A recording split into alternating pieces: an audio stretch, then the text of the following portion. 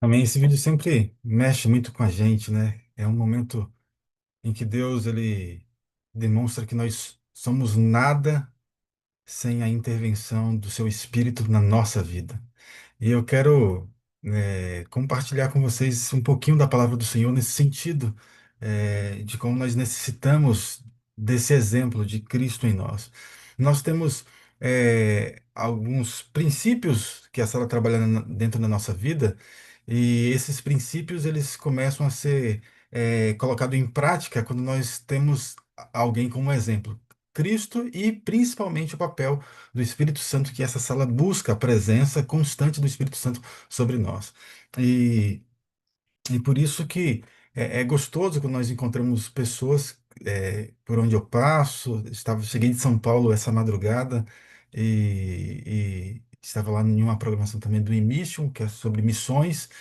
Mas é muito gostoso quando você está em um ambiente que, mesmo falando sobre missões, a igreja começa a mudar o foco e tantas pessoas falando ali sobre a necessidade e a busca real do Espírito Santo e algumas coisas acontecendo que você começa a perceber que Deus está agindo sobre a sua igreja, sobre o seu povo. Então, e ali encontrando algumas pessoas, pastor, olha, sou da sala também, a gente vai se abraçando. Encontrei o pastor Esmeraldo ali também, foi um prazer, uma alegria rever um amigo querido. E, e tantos outros irmãos, né, que estão conosco nessa caminhada e a gente vai seguindo com esse propósito. Então, é muito gostoso. Mas eu quero trabalhar um aspecto da nossa fala que tem a ver também com a busca do Espírito Santo, quando nós falamos, olha, eu te amo, eu preciso de você para ser feliz, porque você é agora essa parte, a imagem visível de Deus, e eu creio mais em Deus porque você existe. Para que a gente possa entender que nós somos a imagem visível de Deus e cremos mais em Deus porque Ele existe, eu quero então ler com vocês o texto de Marcos, e você pode até deixar sua Bíblia aberta em Marcos, como já tivemos a oração. Desculpa. Deixe sua Bíblia aberta em Marcos. Nós vamos usar um pouquinho do capítulo 1, 2 e 3 de forma rápida, pelo nosso tempo, mas eu quero me deparar primeiro com o capítulo 2 e depois nós voltamos um pouquinho de cada um deles. Marcos 2, o versículo é o versículo, vamos ler o 15 e o nosso foco é o versículo 17. Marcos 2, 15 diz assim: Achando Jesus à mesa na casa de Levi, estava junto com ele e com os seus discípulos muitos publicanos e o que mais diz a sua Bíblia? Pecadores, publicanos e pecadores, porque esses eram em grande número e também o seguiam. Porém, versículo 16 diz que os escribas dos fariseus, vendo comer em companhia dos pecadores e publicanos, perguntaram aos discípulos deles: Por que come ele e bebe? Ele com os publicanos e pecadores. Tendo Jesus ouvido isso, respondeu-lhes: Os sãos não necessitam de médicos, e sim os doentes. Não vim chamar justos, e sim pecadores. Não vim chamar justos, e sim pecadores. Amigos, essa expressão, os sãos não necessitam de médicos, e eu não vim chamar justos, mas pecadores, é um pouquinho da base da nossa mensagem dessa manhã, com a ideia de que nós realmente estamos aqui para seguir o exemplo de Cristo. E porque as pessoas creem mais em Deus porque nós existimos. E se eu li de forma específica, até quando cheguei, comecei a reler, relembrar ali de alguns pontos, e pedir a Deus que Ele pudesse encher meu coração com essa consciência, com essa mensagem, eu concluo razoavelmente que o que os escribas e os fariseus fizeram a sua pergunta, ali o que eles perguntaram, é parcialmente verdadeira ou até mesmo parcialmente justificável, porque eles estavam preocupados, porque Jesus ele estava na mesa com os pecadores e publicanos. Então eles perguntam: por que Jesus estava na mesa com os pecadores e publicanos? Por que Jesus se mistura com esse tipo de gente? Vale a pena a gente lembrar de forma rápida, apenas por registro, quem são os publicanos na Bíblia. Você vê na Bíblia publicanos, publicanos, publicanos. Quem é o publicano? Publicano é um sujeito considerado traidor em Israel, porque Israel era colônia romana e os romanos cobravam altíssimos impostos dos judeus. Então, os romanos, eles incumbiam alguns judeus de fazer esse trabalho sujo. Então, quem eram os publicanos? Era o judeu que cobrava imposto de judeu em nome de Roma. E para fazer esse trabalho sujo, eles eram bem recompensados. Portanto, um publicano era considerado um traidor em Israel, era uma pessoa mal vista, era uma pessoa malquista, e os pecadores ali em volta. A pergunta que os escribas fazem, e os fariseus, é: por que Jesus está na mesa com essas pessoas? É uma pergunta legítima se eles estão verificando se Jesus é mesmo o Messias. Porque é importante a gente compreender também que toda essa pressão que nós olhamos para a Bíblia, e nós encontramos essa pressão dos escribas e fariseus ali em cima de Jesus, toda essa tensão, esse embate, era necessário. Na história de Israel, muitos falsos messias apareceram. E cumpria aos fariseus, que era um grupo ortodoxo de então dentro do judaísmo, fazer toda essa verificação de identificar se ele realmente era quem ele dizia quem ele era. E para que ele pudesse reivindicar quem ele dizia que era o Messias, eles precisavam então ter toda essa verificação. Então os fariseus, eles faziam uma pergunta adequada a Jesus. Eles então começam a perseguir Jesus, vai em todos os lugares onde Jesus estava, eles começam a observar com detalhes a Jesus, e eles fazem questão de verificar, de questionar, de inquirir, de colocar Jesus contra a parede, porque os fariseus, esse era o papel deles. Fazia parte deles ter essa verificação de identificar quem ele era. Então alguém dizia: Olha, alguém dizia: Olha, chegou o Messias. E eles perguntam: quem é o Messias? Olha, é aquele camarada ali, Jesus de Nazaré. Como você sabe disso que ele é o Messias? Olha, ele curou um cego de nascença, ele expulsou demônios, ele ressuscitou uma pessoa. Essas coisas nós esperamos que o Messias fizesse. Então, todas as vezes que acontecia algum fenômeno em Israel e alguém se levantava dizendo que era o Messias, os fariseus constituíam uma comissão de inquérito para verificar se aquele pretenso Messias era realmente quem ele dizia ser. Por isso que os fariseus estão perguntando se ele realmente é o Messias, por que ele está sentado com esse tipo de gente? Por que ele está se misturando com publicanos e pecadores? Por que ele se assenta com os traidores de Israel? Ele deveria estar confrontando os traidores de Israel, não sentando à mesa com eles. Então os escribas, eles fazem o papel que lhes cumpria fazer. Para nós hoje, que nós já identificamos que Jesus, ele é o Messias, Filho de Deus, enviado pelo Senhor, o Cristo vivo, morto e ressuscitado no terceiro dia, e que nós cremos e sabemos que ele é o Cristo, Filho de Deus, essa pergunta não faz sentido para nós hoje. A pergunta que faz sentido para nós hoje, e isso nós precisamos compreender e pensar com muito cuidado, a pergunta que faz sentido para nós hoje é não é porque Jesus está à mesa com essas pessoas. Não é porque Jesus se sentia à vontade com esse tipo de gente. A pergunta que faz sentido para nós hoje é: o que tem nesse Jesus que faz com que esse tipo de gente se sinta à vontade na mesa dele? Porque esse tipo de gente não se sente à vontade na maioria dos nossos templos e na maioria das nossas mesas. Esse tipo de gente não se sente à vontade na mesa de pastor, de líderes, de membros.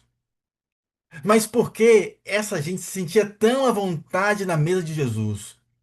O que eles percebem em Jesus? O que Jesus deixa transmitir a eles? Que discernimento eles têm de Jesus? Porque os pecadores sentam-se à vontade na mesa de Jesus. Ali está os bandidos, os homens malquistos, os homens de mau caráter. Estão ali pessoas condenados pela sociedade. E eles se sentem à vontade na presença de Jesus.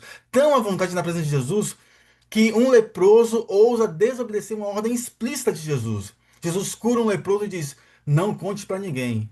O leproso vai e dá uma entrevista no Jornal Nacional e conta para todo mundo o que Jesus tinha feito por ele. Como que essa gente se sente confortável na presença de Jesus? Porque esse tipo de gente, os pecadores, eles não se sentem à vontade na nossa mesa, no nosso templo. E se nós olhamos para Jesus e começamos a identificar que Jesus é o Messias e o que ele pregava, a multidão o seguia, por que então que nós pregamos hoje e nós não atraímos as mesmas pessoas que Cristo atraía? Porque as pessoas que vão atrás de Jesus, elas não fazem pose, irmãos. Eles não trocam de roupa, eles não cortam o cabelo, eles não apagam a tatuagem, eles não escondem o cigarro, eles não escondem a mala de suborno. Eles vão até Jesus e eles se sentam à mesa com Jesus. E Jesus ali com eles. Para nós entendermos um pouquinho mais disso, nós temos que entender um pouco do Evangelho de Marcos.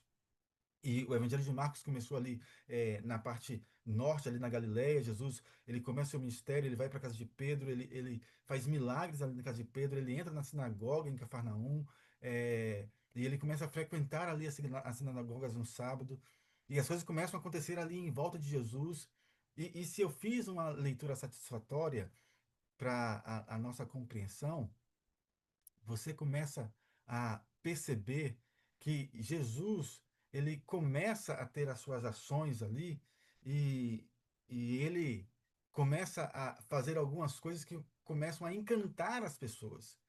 E para a gente entender, a primeira coisa que eu vejo que as pessoas enxergaram em Jesus foi que Jesus não usava a sua autoridade para se distinguir das pessoas, se distanciar das pessoas. Quando você volta a Marcos capítulo 1, no versículo 22 a 27, quem sabe seja uma tarefa de casa para a gente depois, para a gente ganhar tempo, não vou ler todos os textos, mas nos diz depois, Marcos Pastor, 1, o seu som Marcos, baixou. achou? Deixa eu ver se aumenta aqui. Melhorou? Deixa eu ver se foi aqui quando eu apertei. Pronto. Melhorou o som? Pronto, então vamos lá.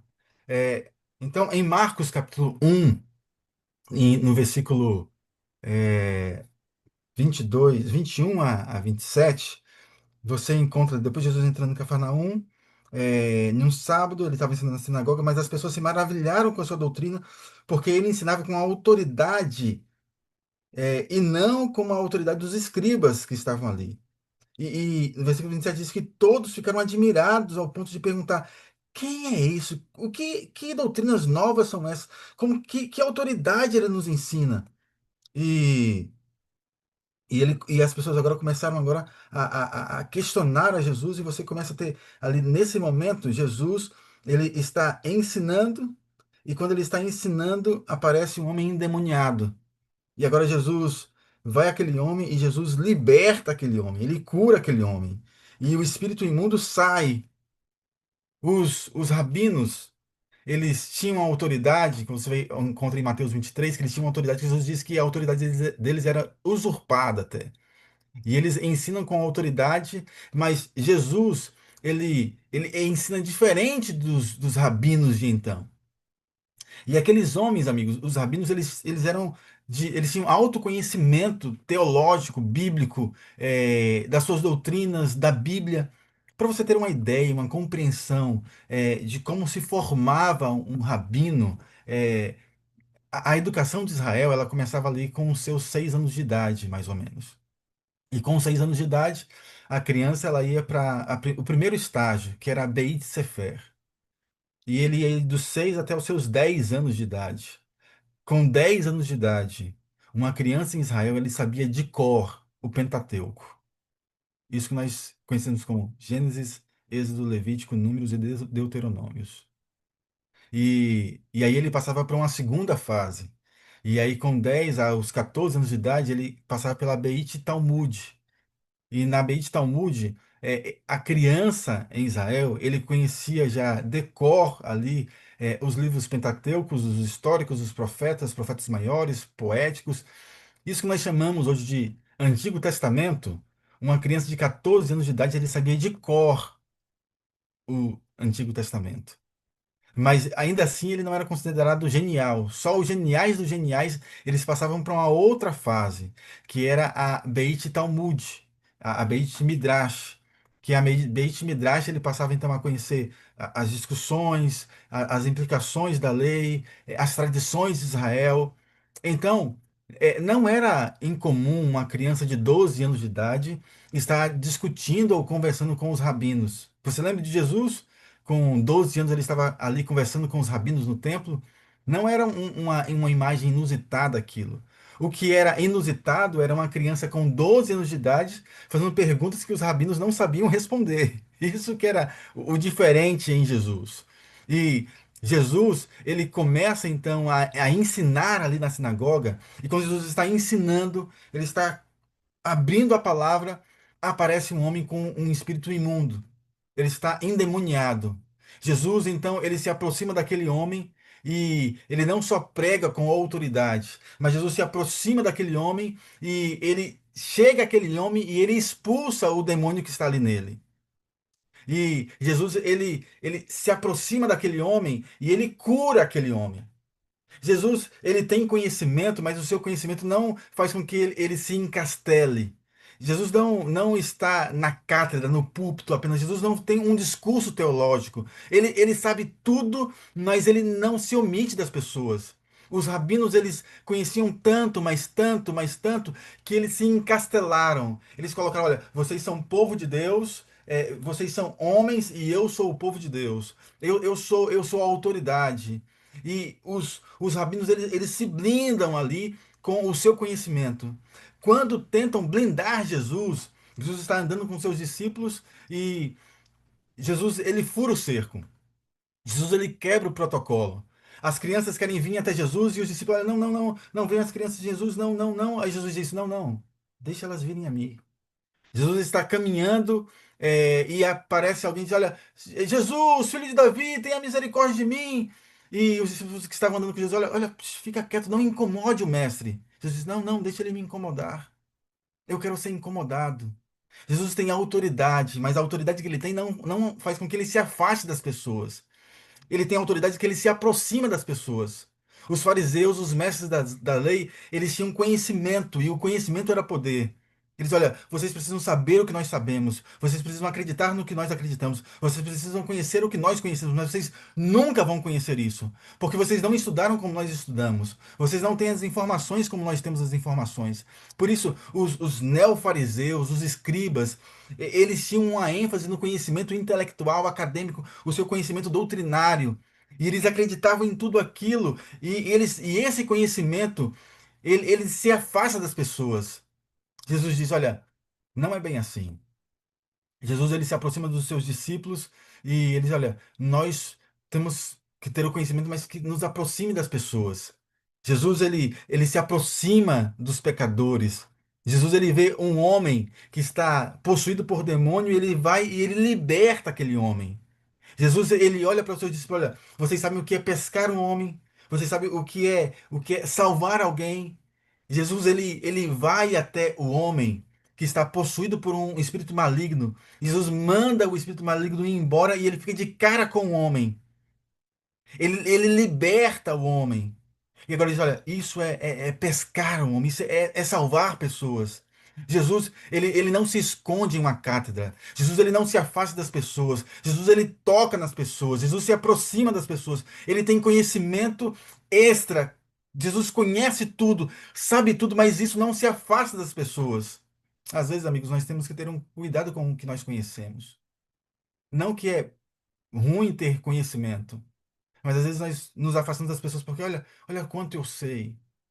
Olha quantos anos eu tenho de adventista. Olha quanto tempo eu estou na sala 57. Olha o que eu sei. O grande problema, às vezes, não é o que você sabe, mas às vezes é exatamente o que você sabe faz com que você possa te impedir de meter a mão na escuridão e buscar as pessoas. Jesus, ele não se afasta dos perdidos e pecadores. A segunda coisa que eles conseguem enxergar em Jesus. Jesus, ele não usa o seu poder para destruir, para impressionar. Jesus usa o seu poder para libertar. Há um tempo atrás, quando eu estava em Botafogo, na igreja de Botafogo ali, eu estava com um pastor jovem e tinha algumas classes bíblicas jovens e as classes bíblicas normais, e com isso eu estava cuidando de um casal que estava vindo pelo Novo Tempo. E nós começamos a estudar a Bíblia, a começar a estudar sobre o Senhor, sobre as doutrinas, sobre o amor de Cristo. E chegou um tempo que eles decidiram, olha, pastor, nós queremos nos batizar na igreja adventista. Nós já aprendemos, identificamos aqui sobre os conhecimentos da palavra de Deus e nós queremos nos batizar aqui. E eu falei, olha, que bom, vamos marcar o seu batismo. Ele falou, olha, pastor, mas antes de marcar nosso batismo, eu tenho algo especial. Eu preciso, pastor, ir na minha antiga igreja e, e me despedi do meu pastor antigo. Eles foram uma comunidade de bênçãos para a minha vida. Eles me ajudaram em um momento difícil. Deus me acolheu ali, me revelou várias coisas importantes da minha vida. E eu tenho gratidão ao meu antigo pastor e até mesmo à minha antiga igreja. E eu conversei com eles, olha, para ter um cuidado, a gente sabe, né, nessas conversas, ele, não, não, pastor, fique tranquilo. Eu estou convicto da minha fé e da minha decisão, mas eu preciso me despedir do meu antigo pastor. Eu falei, não, vai em paz. E eles foram então se despedir do seu pastor antigo. E quando eles chegaram ali, eles começaram a conversar com o seu pastor, explicar. O pastor tentou mudar a sua perspectiva de, olha, da igreja, vocês vão para uma igreja adventista, guarda o sábado. Eles começaram a conversar e eles explicaram tudo para o pastor. Falou, pastor, olha, fique tranquilo. Nós viemos aqui apenas agradecer ao Senhor por tudo aquilo que o Senhor fez na nossa vida, pelos nossos momentos ali, mas nós estamos convictos da nossa decisão. E eles agradeceram o pastor, conversaram, e quando eles se levantaram e foram para a porta, quando eles estavam abrindo a porta, o pastor gritou: Alto lá! Alto lá! E eles pararam, olharam para trás, e o pastor fez: Estou tirando de vocês a sua cobertura espiritual. Agora vocês estão sem a cobertura espiritual. E eles saíram correndo e desesperados, me ligaram, me encontraram, pastor, pastor, olha, aconteceu isso, isso, isso, nós estamos sem a nossa cobertura espiritual. Ora, irmãos, Jesus, ele não usa o seu poder para oprimir, para ameaçar, para amedrontar. Jesus, ele usa o seu poder para libertar, libertar. O que os pecadores viram em Jesus, o que eles enxergaram em Cristo. Jesus, ele também, ele usa a sua pureza para aproximar, para abraçar. Quando nós lemos o texto de Marcos, ainda no capítulo 1, no versículo 40 ao 45, é um texto lindo aqui. Jesus, ele cura um leproso. E no versículo 40 diz: aproximou-se dele um leproso, rogando que se ajoelhou e disse: Se queres, pode purificar-me. Jesus aproximou-se, Jesus, ele compadeceu-se profundamente dele, estendeu a mão, tocou-lhe e disse: Eu quero, fica limpo. E imediatamente a lepra passou e ele foi curado ali. Amigos, aqui nós temos uma cena muito interessante. O homem é leproso. Leproso é impuro. Jesus se dirige para o leproso. Jesus disse a ele assim: ele disse, Senhor, se o Senhor quiser, o Senhor, ele não queria apenas uma cura, ele queria estar limpo. Se queres, pode me fazer limpo. E ele então, ele se aproxima de Jesus, Senhor, por favor, eu quero ficar limpo, porque ele era impuro. Amigos, impuro não senta na mesa. Impuro não frequenta no templo. Impuro não pode andar pelas ruas. Impuro não pode tocar em ninguém nem ser tocado por alguém. Ele era leproso. E o livro de Levítico diz as orientações claras sobre o leproso ali. Quando um leproso está passando pela cidade, ele deveria gritar: leproso, leproso, e as pessoas se afastavam dele. Porque se tocar no leproso, fica impuro. Se o leproso senta na cadeira e você senta, e o leproso sai e você senta na cadeira onde ele sentou, você fica impuro, porque você teve contato com o leproso. Não pode tocar no leproso. Se tocar no leproso, fica impuro. Jesus vai e faz o quê? Toca no leproso. Jesus ele inverte a polaridade da pureza e da impureza, da lógica judaica, da tradição do tempo de então. Jesus ele toca no leproso. E isso é algo fantástico, amigos. Porque a pergunta que nós temos que fazer é: se tocar no leproso fica impuro, Jesus ele toca no leproso. Jesus ele fica impuro ou Jesus fica puro? Ou o leproso fica puro?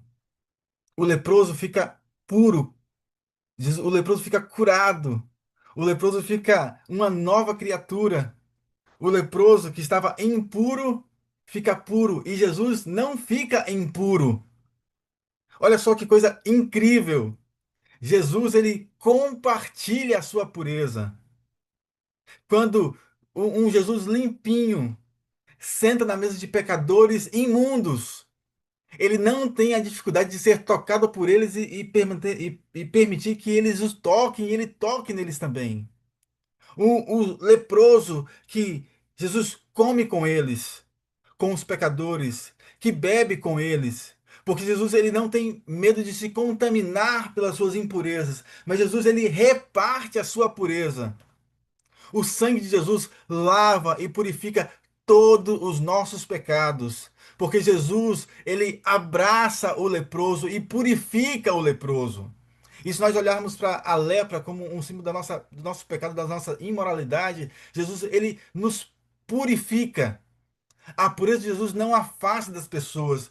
Jesus não se afasta dos sujos e dos imundos. Jesus compartilha a sua pureza. A pureza de Jesus faz com que ele mergulhe nessa sujeira toda e redima todos para a glória do Senhor pelo seu sangue.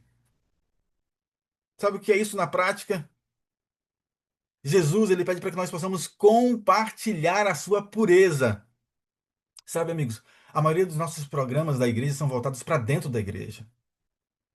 E eu acho que eu já falei essa frase em algum momento aqui na sala, que o sucesso da igreja não é medido pela quantidade de pessoas que entram para adorar, mas pelas pessoas que saem para servir. Se entra para adorar e não sai para servir, não cumpre o propósito e a missão de Deus. Deus nos deu uma missão de compartilhar a sua pureza.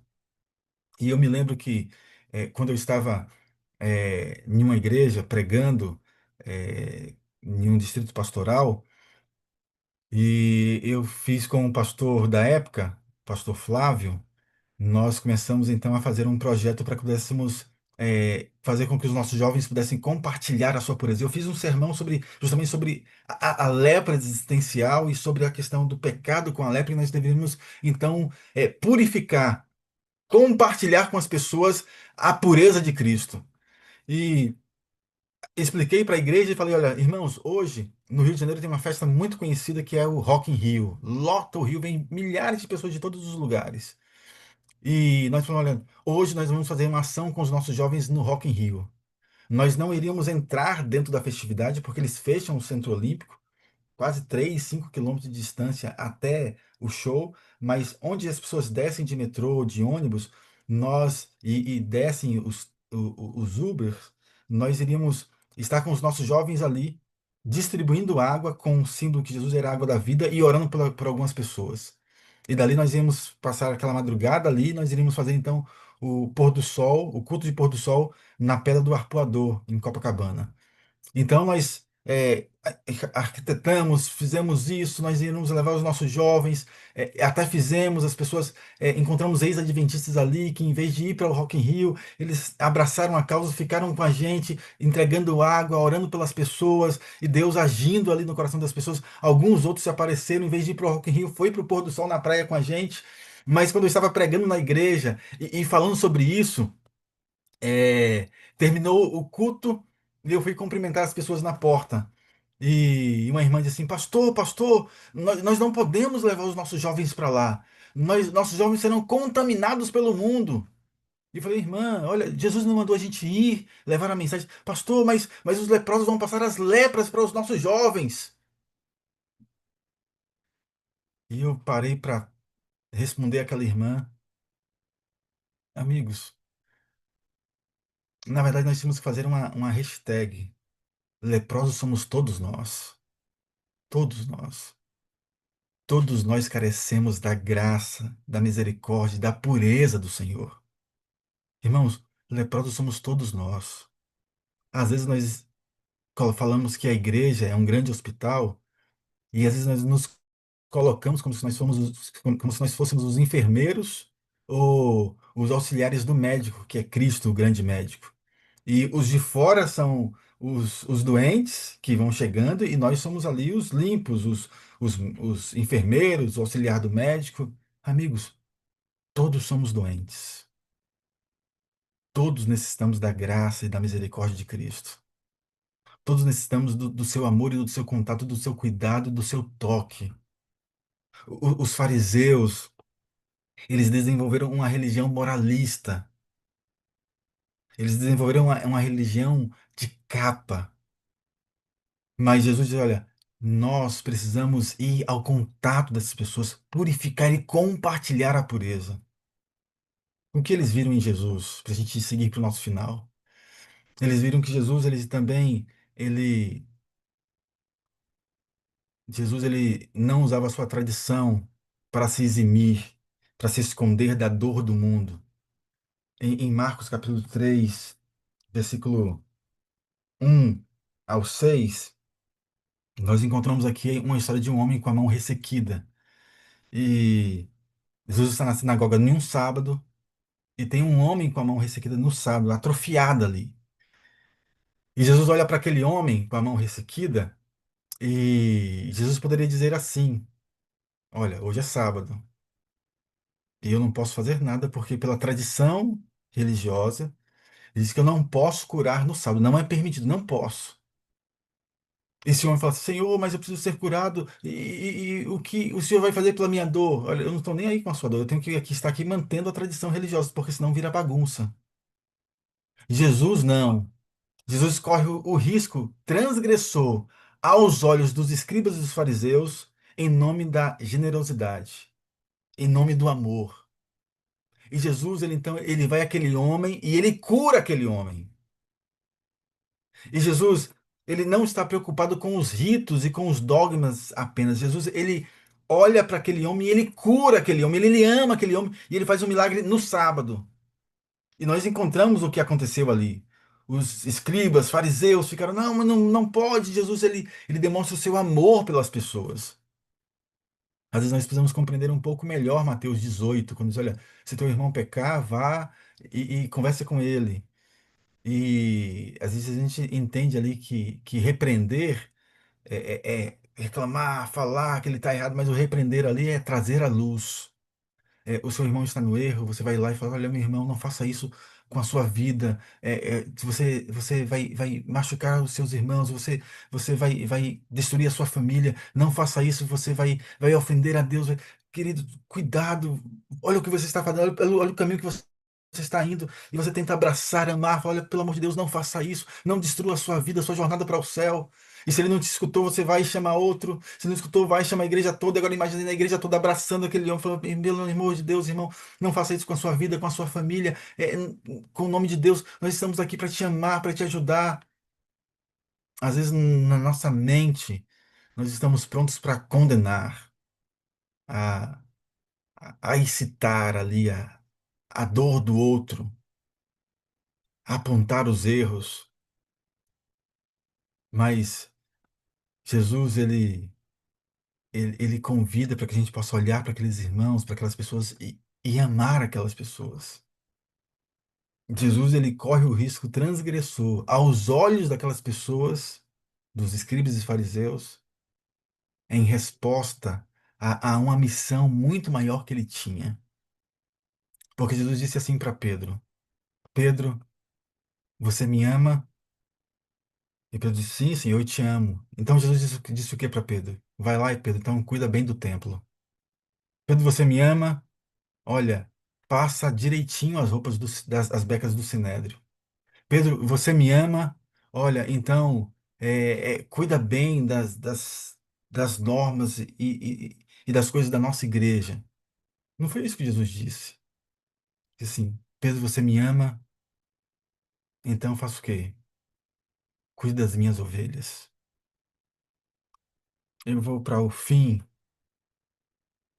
quando nós olhamos para a missão de Jesus, o que Jesus fez e como que ele trabalhava com os pecadores e publicanos e trabalhava com até mesmo com os escribas e fariseus. Nós terminamos a nossa reflexão com um enorme débito com Jesus e com os publicanos e pecadores. Jesus ele não baixava os padrões para que pudesse os pecadores e publicanos sentarem à sua mesa. Não é isso. Mas Jesus ele amava essas pessoas. Jesus ele tinha uma paixão por essas pessoas. Sabe, amigo, nós estamos às vezes preocupados com algumas coisas que não são o que é necessário para a nossa missão. Eu não estou preocupado com os nossos ministérios, com quais são as nossas próximas funções de líderes. Eu estou preocupado com um adolescente que está fumando maconha. Eu não estou preocupado com os donos da igreja para manter os nossos princípios, os mantenedores. Não é que nós vamos baixar os nossos princípios, nem baixar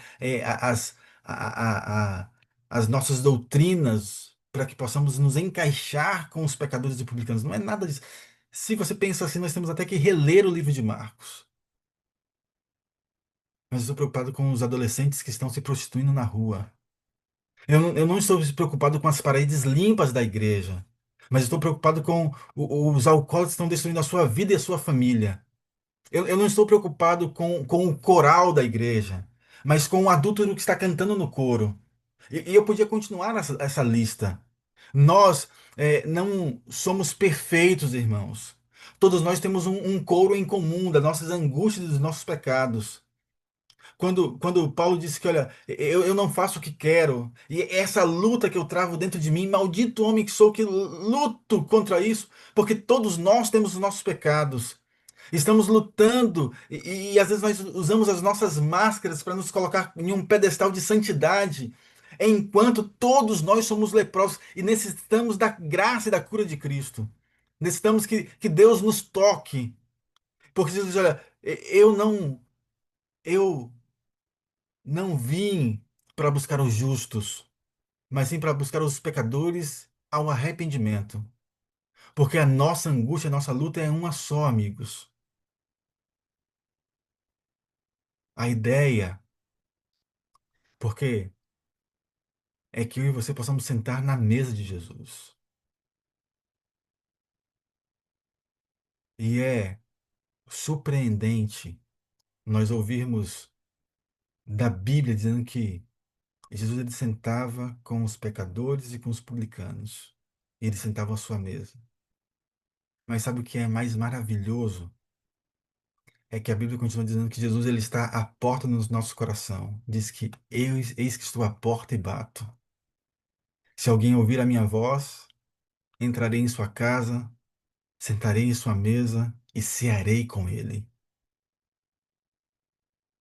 Por isso, queridos, a minha oração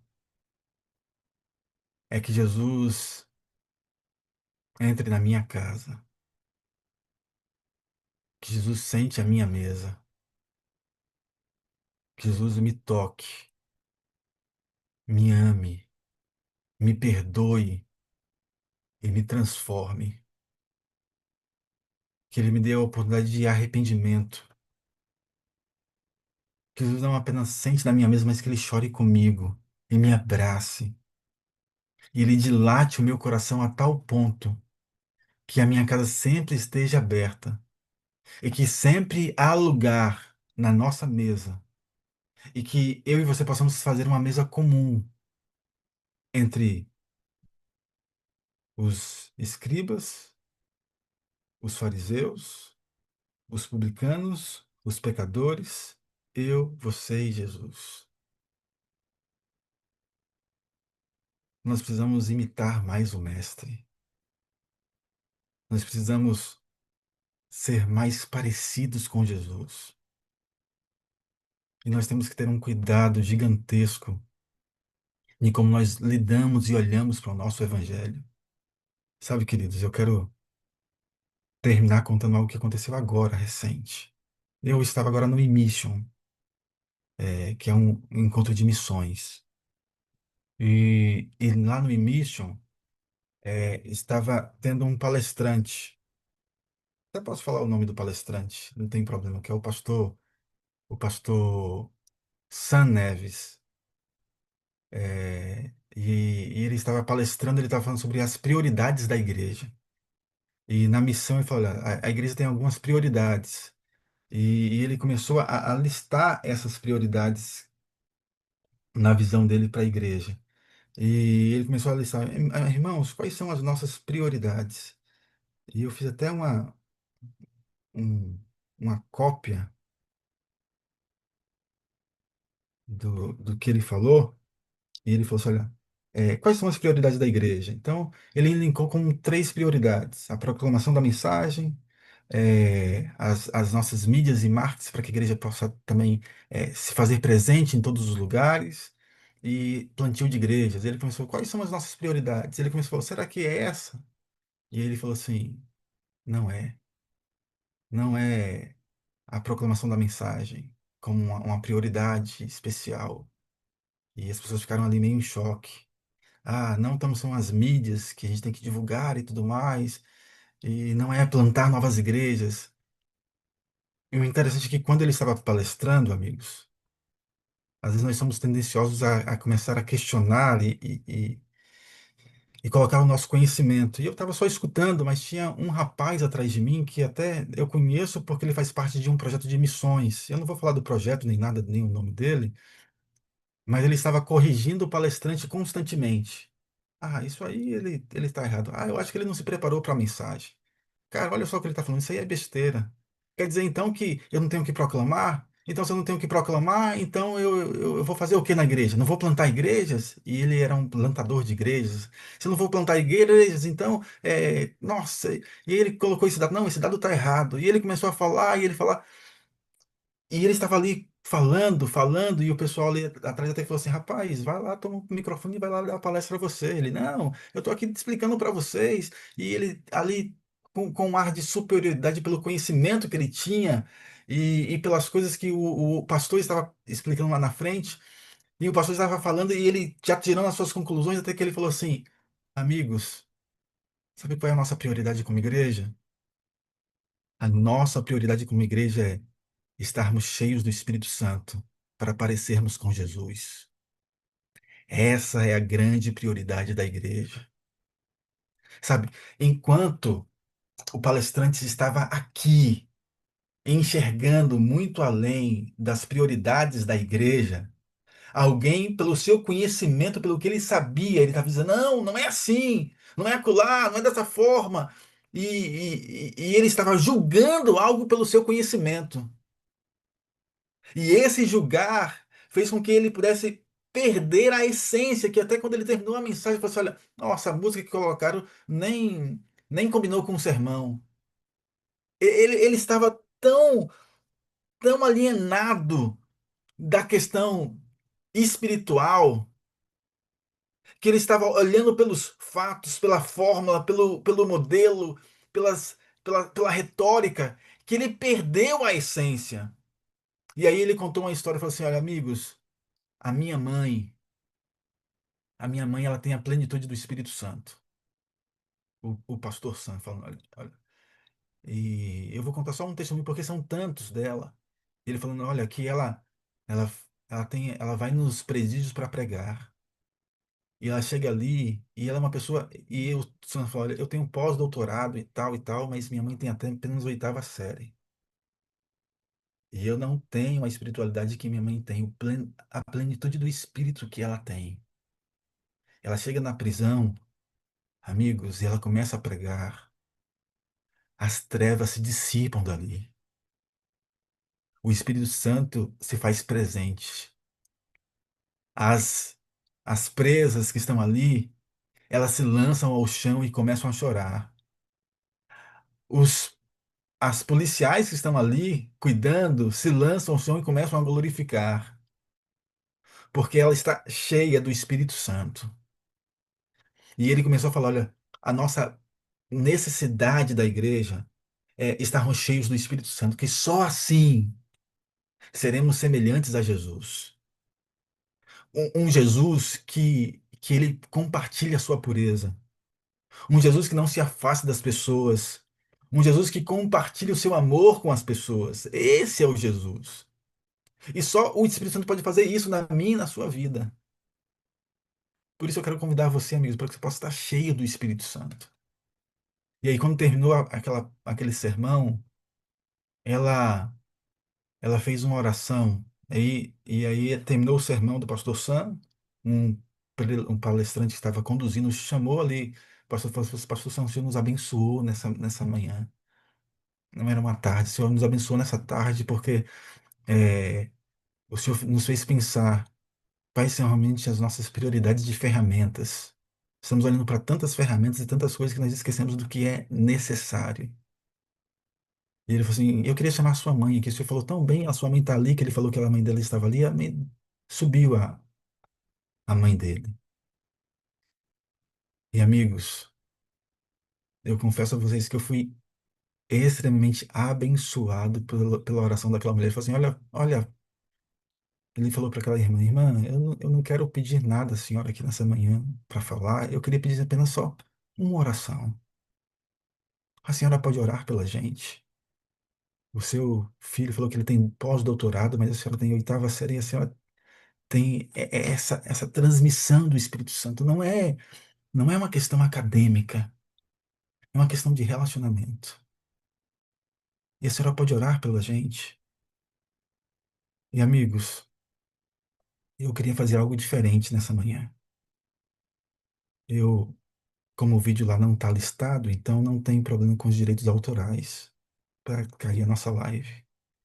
E eu quero é, que você ore comigo, mas escutando a oração dela. E aí, não sei se, Rogério, eu consigo compartilhar aqui. Deixa eu ver se eu consigo. Consigo aqui, então. Deixa eu ver aqui. Ampliar. É, só conferir se está saindo o som aí. Eu vou apertar play agora. E aí, querida Sala, eu queria fazer então que ela pudesse orar por nós. Eu sei que você vai falar, pastor, mas você vai colocar uma oração que já foi feita, conduzida. É uma oração que tem um intuito também para falar para os pastores, mas para os membros que estão ali. E, e eu queria que você pudesse entender que nós precisamos estar cheios do Espírito. E depois dela orar, eu vou fazer uma breve oração, é, e a gente finaliza o nosso momento. Tá bom? Vê se só se o áudio está saindo. Tá saindo áudio? Tá não?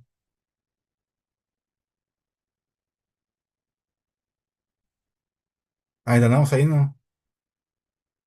Deixa eu ver aqui se. Deixa eu ver se eu tenho que.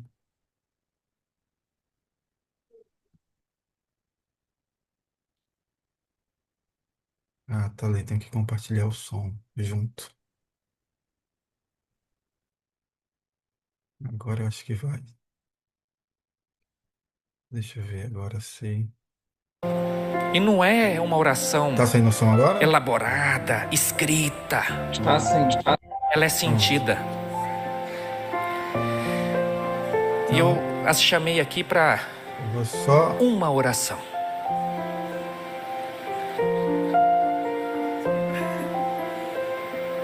Uma oração. Que Deus lhe use. Vamos orar juntos então, irmãos. Queridos, eu gosto de orar de joelhos. Quem puder, por favor.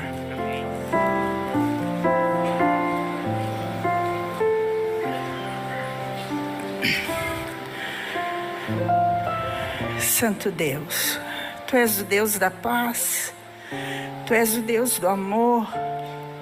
E olhando para os meus irmãos, para a minha igreja, nesta hora, neste lugar, em que estão te adorando, desejosos da presença visível do Espírito Santo. Deus bendito, Tu prometeste que podíamos entrar na tua sala de audiência, na sala do conselho, tantas quantas vezes nós precisássemos. E neste momento nós estamos nos despojando do nosso eu. Porque, como diz o apóstolo Paulo, Senhor, salve o Rei na presença da tua santidade. Queremos ver o Rei, santos e irrepreensíveis, de mãos limpas, de coração puro. Nós desejamos, como Igreja Adventista do Sétimo Dia, crer que o nosso Rei está vindo. Não há tempo a perder olhando para nós mesmos. Olhemos ao nosso redor e vemos pessoas desconcertadas, desajustadas, tristes, angustiadas, sem destino, sem vida. Tu nos deste a vida, porque o teu Espírito é vida. Acalma os nossos corações, sustenta-nos com a tua palavra a cada madrugada, e que este lugar possa tremer, porque os salvos estão aqui, estão clamando pela volta de Jesus. Ora vem, Senhor Jesus. O Senhor permitirá que levantemos as mãos em primeiro lugar antes dos olhos e possamos clamar: este é o nosso Deus do qual esperamos. Que visitemos os hospitais, que visitemos os presídios, que visitemos os arredores dos nossos lugares, mas que salvemos a nossa família primeiro, Senhor. Não vamos nos conformar no banquete do Rei quando Ele nos servir, com as coroas daqueles das quais serão as estrelas daqueles que ganhamos. Quanto valerá uma alma na eternidade? Não tem preço. O preço é o esforço, é o sacrifício, são as lágrimas, são os jejuns, são as orações intercessórias. Rostos jamais desaparecerão da eternidade. Nos lembraremos de quem vamos salvar. Que mergulhemos no mar da vida, que lancemos mão da boia da salvação que Jesus já colocou em nós, e adentremos a este mundo escuro, trazendo a luz que somos. Que não nos esqueçamos que a lâmpada do Espírito Santo está em nós, para repreender doenças, para expulsar demônios, e para ajustar aqueles que precisam estar em harmonia com o Santo Espírito. Esteja com a liderança desse campus, dando autoridade de santidade sobre eles. Que haja compaixão nos olhos daqueles que lideram, daqueles que falam com os alunos. E os alunos, que alguns estão decepcionados, que não fiquem decepcionados, porque Jesus nunca se decepcionou com eles. Sustenta-os.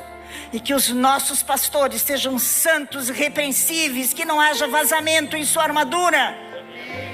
Deus Todo-Poderoso, Tu que estás presente, mantenha a chama viva do Evangelho em nós.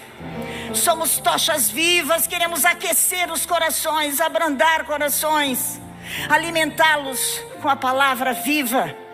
Toca os nossos lábios para que nos humilhemos, porque somos pó. E diante do altar, queremos te dizer: ora vem, Senhor Jesus. Em nome santo, santo, santo do Senhor dos Exércitos, nós oramos intercedendo por cada um de nós, para que naquele dia todos estejamos lá, eternamente salvos. Seja feita a tua vontade, hoje e sempre. Amém.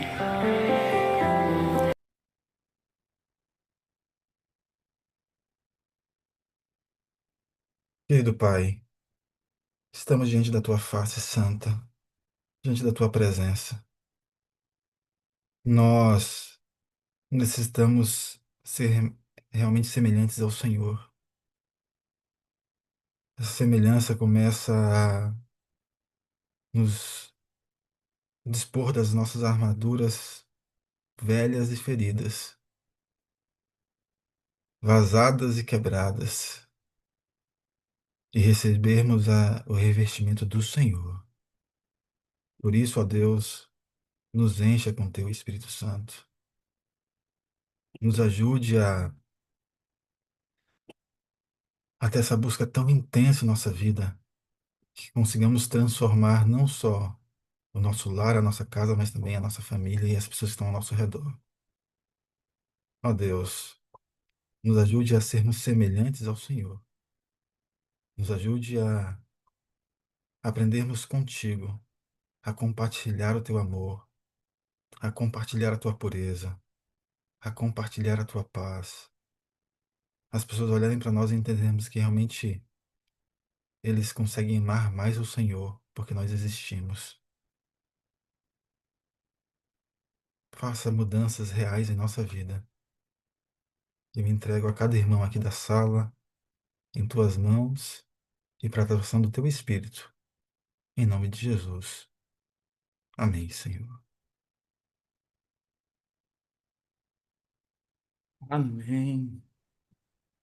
Louvado seja Deus por essa mensagem. Jesus também não tinha esse estudo acadêmico todo, humanamente falando, mas ele era cheio do Espírito e isso fazia a diferença, né? Com certeza. E Ele por sabia isso, e sabia tudo, né? isso. E por isso que ele atraía tantas pessoas a ele, né? Fiquei questionando a sua primeira fala, por que as pessoas não querem vir à nossa mesa, porque elas não se sentem bem na nossa presença. Ainda não estamos parecidos com Jesus.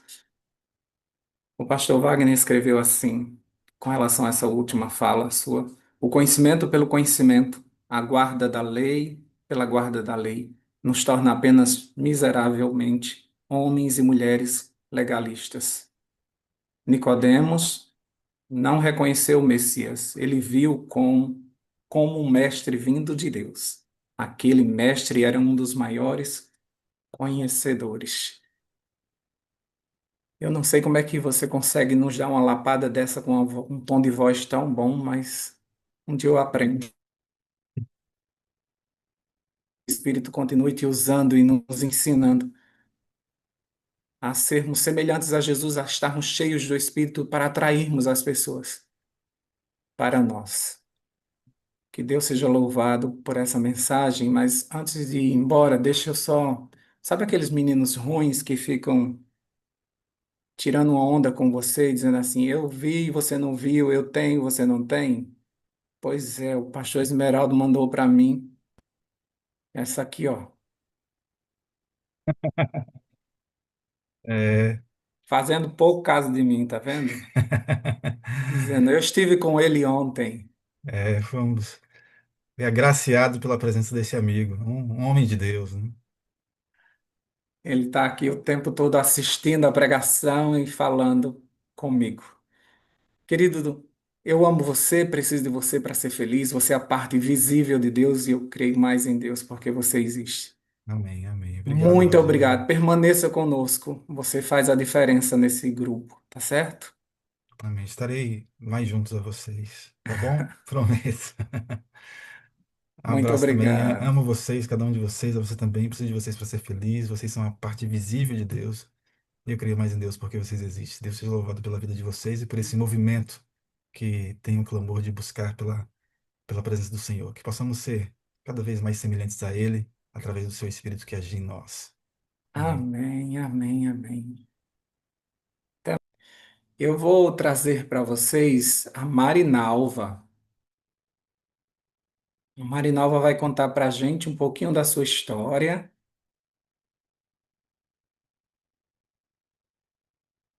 Bom dia, Marinalva. Abre aí o teu som. Agora Bom sim. dia. Bom dia. Bom dia a Ah, todos da 57. É um prazer estar aqui com vocês. a Marinalva criou coragem para falar do que Deus tem feito na vida dela. A moderadora dela já está mandando um monte de cruzinha para ela, dizendo que ama muito. E tem ela que nos mandou essa história foi a Soraya, mandou-nos um pouquinho desse conteúdo da vida da Marinalva e a gente resolveu passar aqui para vocês, contar para vocês um pouquinho dessa história. Antes da gente começar, eu vou fazer uma oração para que Deus tire a vergonha da gente. Vamos orar. Deus querido, nós te agradecemos porque nós somos tão prontos em pedir, mas a gente tem tanta vergonha de agradecer, de contar as nossas histórias, de contar o que o Senhor tem feito. Cada pessoa aqui tem um testemunho tão poderoso que talvez algumas pessoas pensem, ah, isso é tão pouco. Um pouco nas mãos de Deus é tanta coisa, tem tanta gente querendo ter essa mesma experiência. E quando nós contamos, a gente acende uma chama dentro dessas pessoas, a gente aumenta a sua fé. Então, Pai, o mesmo povo que pede, seja o mesmo povo que agradece, porque o Senhor tem feito grandes coisas na nossa vida. Nós somos muito bem cuidados pelo Senhor, desde o ventre da nossa mãe até o dia de hoje. Nós temos muitas histórias para contar de um Deus poderoso, atuante e de um Espírito Santo que nos guiou sempre pelo caminho. Nós te agradecemos pela vida da Marinalva e nós te pedimos que ela nos conte como o Senhor é bom e como o Senhor cuida de cada um de nós.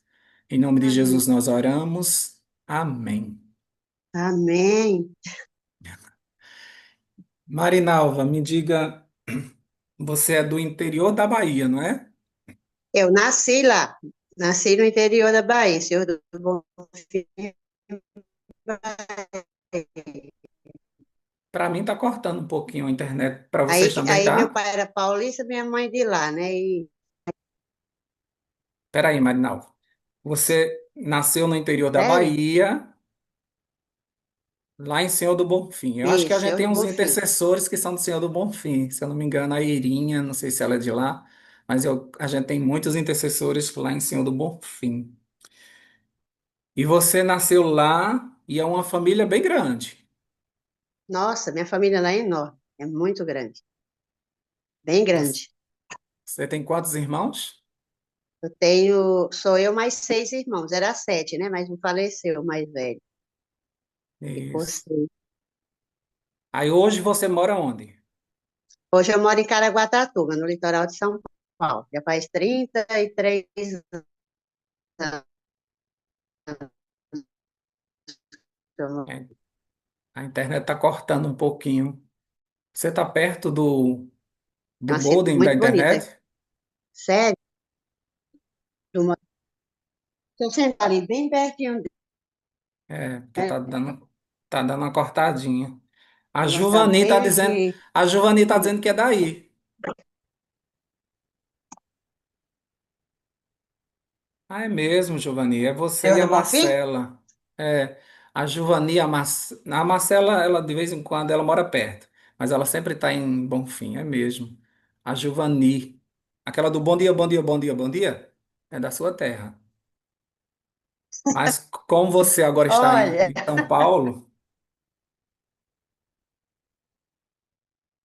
cortou um pouquinho de novo. eu vou passear todo no Bonfim. É, Eu estou pertinho do monte. Eu vou passear todo ano, só esse ano que eu resolvi, não, vou deixar para o ano que vem. Tá cortando ainda? tá cortando muito. Nossa, eu estou do lado do molde aqui. Que coisa. Deixa eu olhar uma coisa aqui, velho. Olha se a tua internet tá. Eu vou ver se está aqui na de casa ou É, na porque às dele de vezes. baixo. Tem duas. Isso.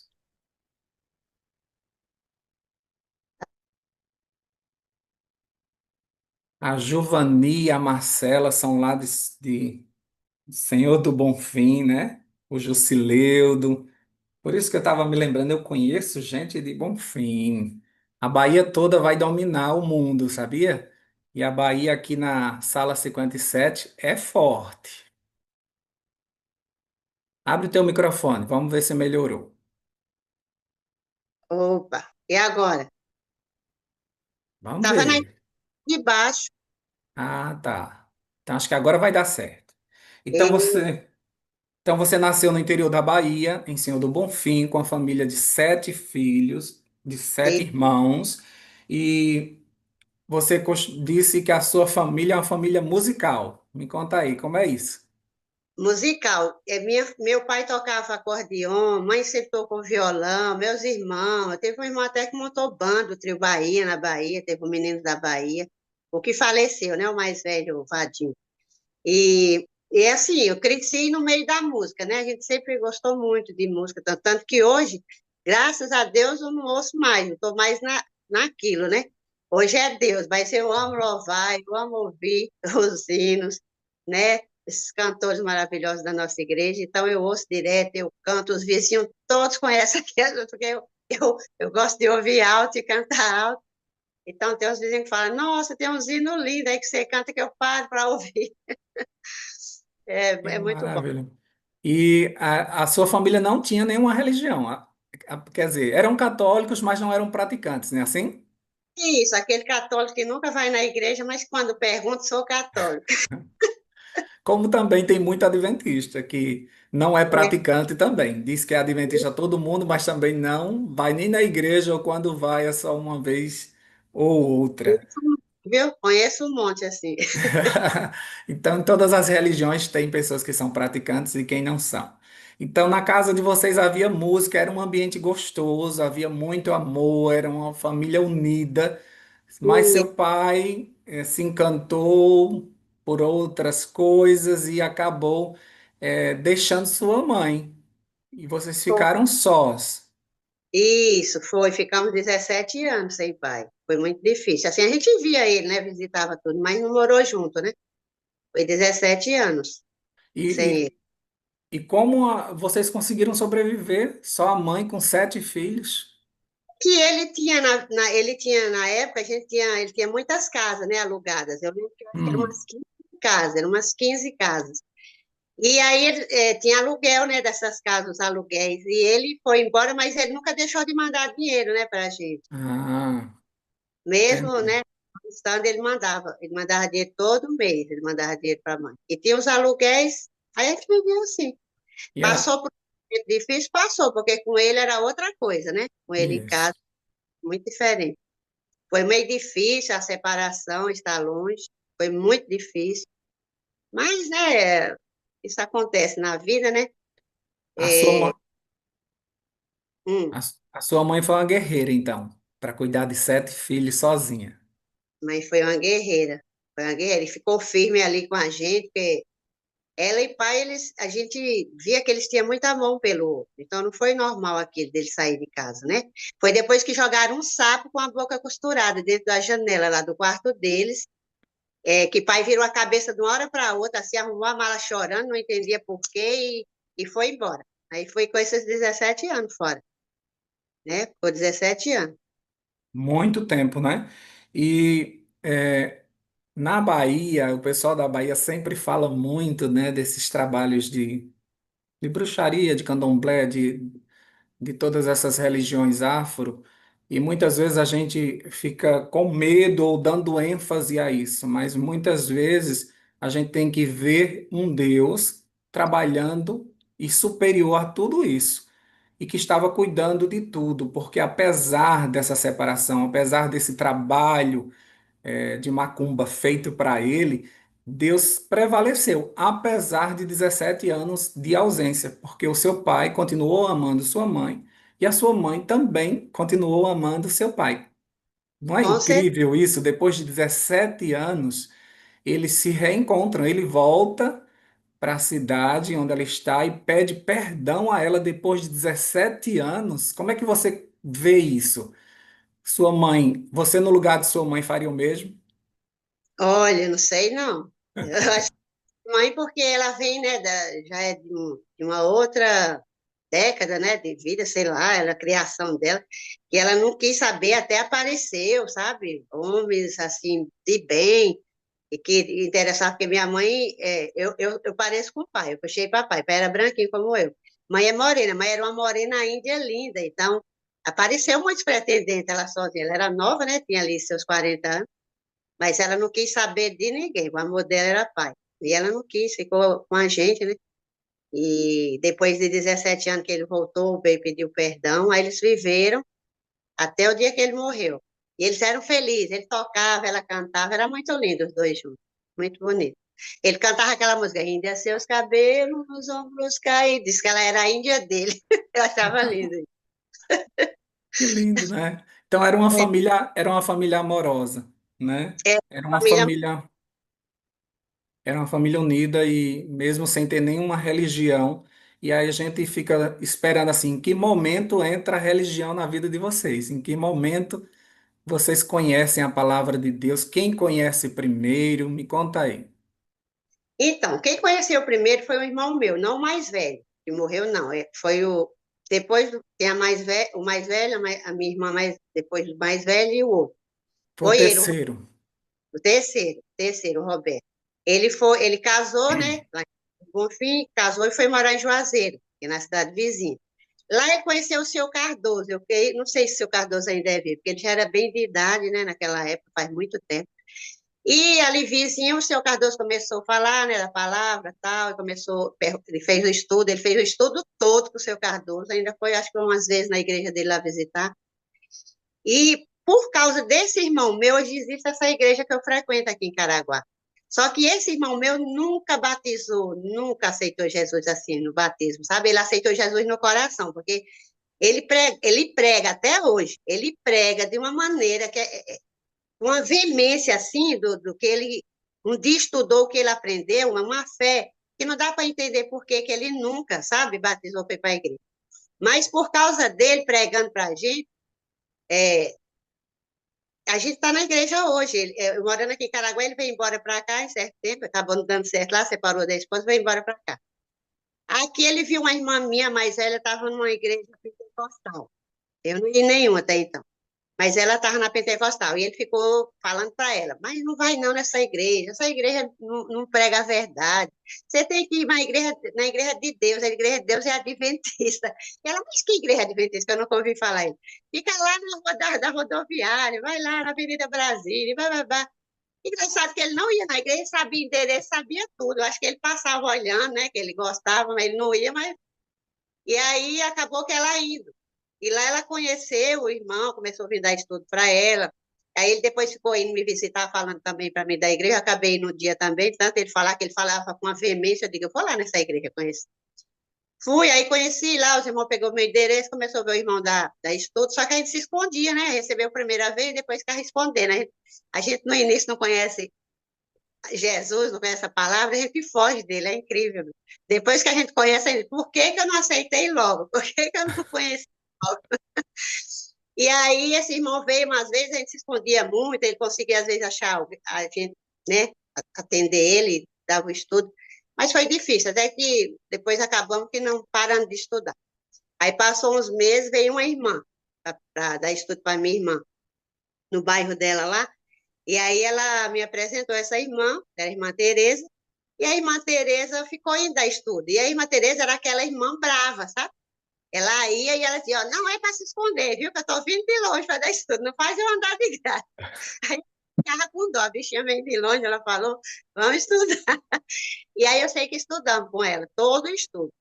E aí, quando eu estudei, batizei, eu e meu esposo, meu filho tinha 2 meses, era bem novinho, aí batizamos, ficamos na igreja alguns meses, acho que 7 a 9 meses, foi por aí. E depois acabamos no. Eu sempre falo assim: quando eu vejo um irmão na igreja, ir no culto, começar a não ir em outro, ir no culto, começar a não ir em dois, eu já me preocupo. Porque é assim que a gente sai, você vai se afastando sem perceber. Quando você se dá conta, já não consegue mais voltar na igreja, já está fora, já você gosta, quer ir, mas é como um imã assim, não deixa você voltar. E aí a gente acabou ficando fora, né? Eu e meu marido da igreja, uns 11 anos, 11 e pouco, quase 12 anos. Ficamos fora um tempão. Nesse tempo eu tinha vontade, eu pedi a Deus que eu queria voltar para a igreja, mas não conseguia, sabe? E outra coisa que eu aprendi com isso, quando a gente dá estudo a alguém, e a pessoa aceita, batiza, vai para a igreja, se ela fica, você tem que acompanhar essa pessoa. Você não pode, ela já estudou e batizou, tá? Não está tudo certo, não. A pessoa ainda é um bebê na fé, você tem que acompanhar, você tem que estar ali dando força, estar visitando na casa dela, você tem que ajudar essa pessoa a caminhar até ela se tornar madura na fé. Porque até então a gente não é maduro na fé. Eu não era. E eu entendi isso depois que eu saí e as coisas que aconteceram comigo daí então, né? Que Isso. de dúvida. Então aquele estudo que eu fiz ficou lá longe. Eu não lembrava Uhum. muito do que eu estudei. Então Deus usou pessoas, Deus permitiu né, que o diabo às vezes agisse de alguma maneira para mim poder enxergar Deus novamente e buscar Ele. Às vezes ele deixa você passar pelo crisol para que você volte para Ele. A gente tem que entender Isso. isso. Eu Por acho isso tem que... interessante.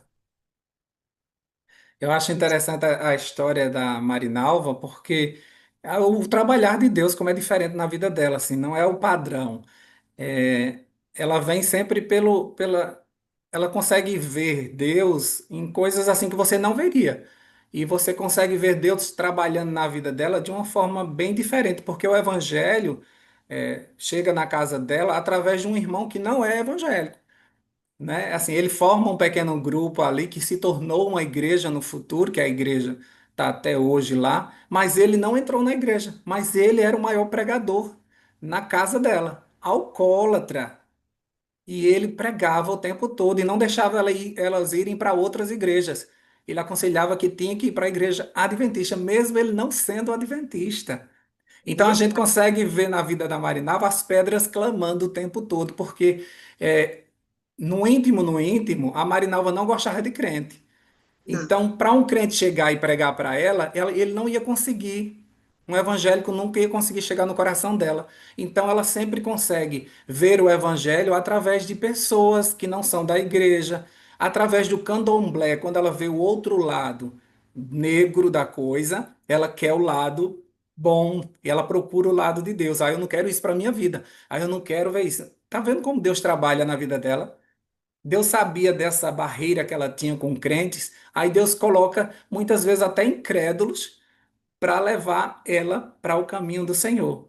Ela, mesmo se batizando, o marido dela começou a se desviar, foi faltando na igreja, ia culto, sim, culto não, passaram apenas 9 meses na igreja e saíram. Quando eles saem, eles passam 11 anos fora, é muito tempo, Marinal. Mas durante esse tempo fora, Deus continuou trabalhando na vida de Marinalva do mesmo jeito, sem Continuou. ser crente, sem Hum. ser por evangélico. Deus E, continuou trabalhando da mesma forma que atingiria ela, como atingiu da primeira vez. Então, teve um caso de uma doença de um amigo teu, que a gente pode dizer assim, o que é que tem a ver uma coisa com a outra? Então me diz aí, Marinalva, o que é que uma doença de um amigo faz a gente voltar para a igreja? olha, foi muito forte, porque esse amigo me ligaram que ele estava com meningite, a mais forte, né? E ele estava mal, e nesse dia me ligou a mãe dele, falei com a irmã, estavam chorando muito, que os médicos tinham falado que ele não ia passar daquela noite. Infelizmente, o estado dele era gravíssimo, e se ele conseguir sobreviver, ia ficar com sequelas, né, que não ia ser bom para ele.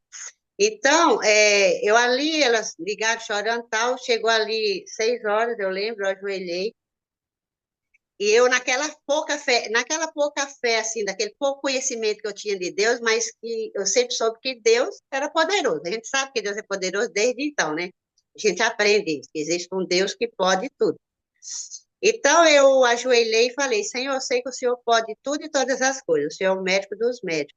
Se for da tua vontade, o Senhor vai curar. O Senhor vai tirar ele dali. Tem família, tem mulher, tem filho. O Senhor sabe que eles precisam dele. Então, tem misericórdia. E se for da tua vontade, tira ele, porque eu aprendi uma coisa também, a gente não pode nunca querer falar, Senhor, cura, Senhor, tira dali. Não, a gente não pode mandar em Deus, quem somos nós para mandar a Deus alguma coisa, né? Então, eu gosto de falar assim, Senhor, que seja feita a tua vontade, se for da tua vontade, o Senhor cure, o Senhor tire dali, porque o Senhor pode, isso é Deus, é o médico dos médicos. E ali eu chorei muito, né, ali, né, que eu estava ali do jeito que elas falaram que ele não ia passar daquela noite, eu chorei, Senhor, só tu pode fazer. E pedi ali com uma veemência muito grande em Deus, sabe? Foi muito forte. E depois passou, tal, fui dormir, à noite eu sonhei com ele. Ele veio no meu sonho e falou: Novinha, tinha muita gente orando por mim, mas foi a sua oração que Deus ouviu. Eu vim agradecer. E aí, passou, acordei de manhã e lembrei: nossa, eu ligar lá para saber. Fui ligar. Quando eu liguei, ela falou: nossa, aqui está todo mundo bobo, os médicos. Houve um milagre aqui no hospital, porque ele saiu ontem mesmo da UTI, assim, do nada, começou a falar, ficou bem, e agora ele está aqui no quarto. E estava no quarto já sem nada, assim, sabe? Só com um sorriso no braço, e falando, e bem, já tinha comido, estava muito bem. E isso eram umas 8 horas da manhã. Então, eu vi o milagre de Deus ali, né? Que Deus curou. E eu entendi que Deus, aquele sonho dele vir me dizer, olha, tinha muita gente orando e foi você, a sua oração que Deus ouviu. Eu quis que Deus falou isso para mim assim. O anjo de Deus veio até mim para falar, eu ouvi a tua oração. Deus ouviu a tua oração. Você é importante para Deus. E aquilo mexeu comigo. Aí passou ali uns dias, eu sempre ia na casa da minha irmã, ela é adventista, com o marido, continuou firme, né? Eu saí da igreja, ela continuou, a mais velha. E aí ela nunca falou, volta, vocês saíram da igreja, tem que voltar. Ela nunca cobrou nada, nada. Eu ia lá, eles colocavam o hino e tal. Ah, não, viu, eu estou ensaiando esse hino para cantar na igreja, vê se é legal. Eu dizia, nossa, bonito, legal, mas estava assim. E eles não falavam nada de pra me convidar. Aí nesse dia que eu tinha. Não, aí nesse dia que eu estava na casa dela, ela disse assim: não, leve esse DVD aqui, assista esse filme, você vê que legal. Era A Grande Batalha. E aí eu levei para assistir. Aí assisti à tarde, eu estava sozinha em casa e fiquei assistindo aquele filme todinho. No final vem Jesus, né, com os anjos. Já chegou a glória eterna de Jesus, o Rei do Rei. Nossa, a hora que eu vi aquilo, aí eu comecei a chorar. Senhor, não quero me perder, tem misericórdia. Veio na minha cabeça aquilo que eu tinha aprendido, né, aquele estudo, aquelas idas na igreja que eu fui durante aqueles 9 meses. E veio tudo aquilo assim à tona na minha mente. Eu comecei a chorar, chorar. O Senhor, não quero me perder, tem misericórdia. Senhor, mas assim, é o que eu digo, a pessoa quando ela conhece, estuda, está na igreja, fica um tempo sem ela sai, ela não saiu dali, ela não está madura, não entendeu, não está, porque eu, naquele momento, eu disse assim para o Senhor, existe uma igreja verdadeira? Sim, existe. Olha que eu saí da Adventista, fiquei 9 meses que é a igreja para mim, a igreja de Deus. Mas eu disse naquele momento, se existe uma igreja verdadeira nessa terra, mande alguém dessa igreja aqui me convidar. Se o senhor mandar vir aparecer alguém de hoje até amanhã aqui me convidando, eu vou entender que é a tua igreja. E eu não saio nunca mais dela. Aí estou em casa no dia seguinte de manhã, apareceu minha irmã e meu cunhado, que eu ia sempre, eles nunca convidaram. Aí meu filho foi lá, eles mandaram me chamar, eu fui, falei, a gente vem aqui para te convidar para ir na igreja. Falei, ah, aí eu fiquei assim, eu digo, não. Pois eu lembrei, né? Eu digo, mas espera aí, o que eu pedi para Deus ontem? Aí veio na mente o pedido meu. Eu digo, então Deus mandou ele, foi quem apareceu aqui. Aí eu falei, tá bom, vou me arrumar e vou. E fui. Cheguei na igreja, chorei muito, me deu um... Assim, eu chorei, eu não entendia porque eu chorava tanto quando eu entrei na igreja. Já não era a igreja que eu frequentei, porque era um lugarzinho alugado na época, e agora era uma igreja que comprou terreno e construiu, eu não conhecia lá, né? Na hora que eu entrei lá, nossa, eu chorei muito, e estou lá até hoje, graças a Deus. Eu me rebatizei em 2007. Então já faz uns 20 anos, né, 20, por aí. Eu sei que Amém. vai fazer, tem uns 17 anos, por aí. E, e foi assim que eu voltei para a igreja e aí, né, rebatizei, fiz outro estudo com o irmão lá, o diácono da igreja na época, e aí, né, fiquei firme lá e hoje eu posso dizer que eu sou bem madura na fé, graças a Deus. Mas depois, Amém. antes disso, Rogério, antes de eu voltar para a igreja, Ah, quando eu já estava afastada, veio uma amiga minha lá de São Paulo, eu fui lá fazer um curso de cabeleireira em São Paulo, e lá, deixa eu só te interromper um pouquinho, antes de você entrar nessa história. Porque eu queria só lembrar para as pessoas uma coisa bem interessante que aconteceu na vida da Marinalva. Quando se oferece o estudo para ela, o Reginaldo, o irmão Reginaldo, e ele vai até a porta dela, ela fica se escondendo, sabe? Ele fica batendo na porta, e até que um tempo ele se cansa e ele desiste. Então, quantas e quantas pessoas também a gente desiste, não é? Então a gente tem que aprender com isso. E já a gente fica surpreso com a atitude da outra missionária, porque a irmã recebeu o estudo completo da outra missionária. Então a irmã percebeu assim: quem vai pegar a Marinalva é a minha missionária, é a que pregou para mim, porque essa é forte, essa não desiste não. Não desmerecendo o irmão Reginaldo, porque muitas e muitas vezes a gente desiste, porque a gente vê que a pessoa não quer. Porque a gente já tentou de várias formas, a gente saiu de longe, eu já fiz isso, eu já desisti de alguns estudos, porque a pessoa se escondia, não queria, entende? Então, né, só que essa irmã que veio não desistiu da Marinalva, e ela batia na porta e ela ficava na porta. Você acredita nisso? Eu sei que Ficar. vocês estão aí, não adianta se esconder. Eu vou terminar esse estudo com vocês. E ela foi persistente porque ela conhecia a Marinalva, ela sabia que a Marinalva tinha uma certa resistência, o marido tinha mais ainda, porque o marido era sempre que dava uma fugida. Depois a gente vê que ele se tornou uma bênção na igreja, mas a gente vê que com isso que a gente não pode desistir de ninguém, que todas as pessoas, uma hora ou outra, elas vão abrir o coração e você precisa estar ali pronto com a palavra pronta para ela. Isso. E esse trabalhar de Deus na vida da Marinalva, eu acho muito personalizado. Eu fico encantado como o Espírito Santo sabe do nosso coração e ele faz uma estratégia perfeita, sabe? Para alcançar uma pessoa. Eu acho lindo como ele não desiste. Não desiste. O Espírito Santo não desistiu de Marinalva, não desistiu da sua família, porque sabia que ela ia ser uma bênção nessa igreja, nessa comunidade, e também a salvação ia vir para essa família, porque daí não foi somente a irmã mais velha que ficou na igreja, mas ficaram praticamente quase todos os irmãos, porque o pregador ainda não está na igreja, né? O pregador que trouxe toda essa mensagem apontou ainda não estava na igreja nesse momento. Então a Marinalva aceita de se batizar dessa vez. Mas antes disso, nesses 11 anos, vocês acham que aconteceu muita coisa? Muita coisa aconteceu com a Marinalva.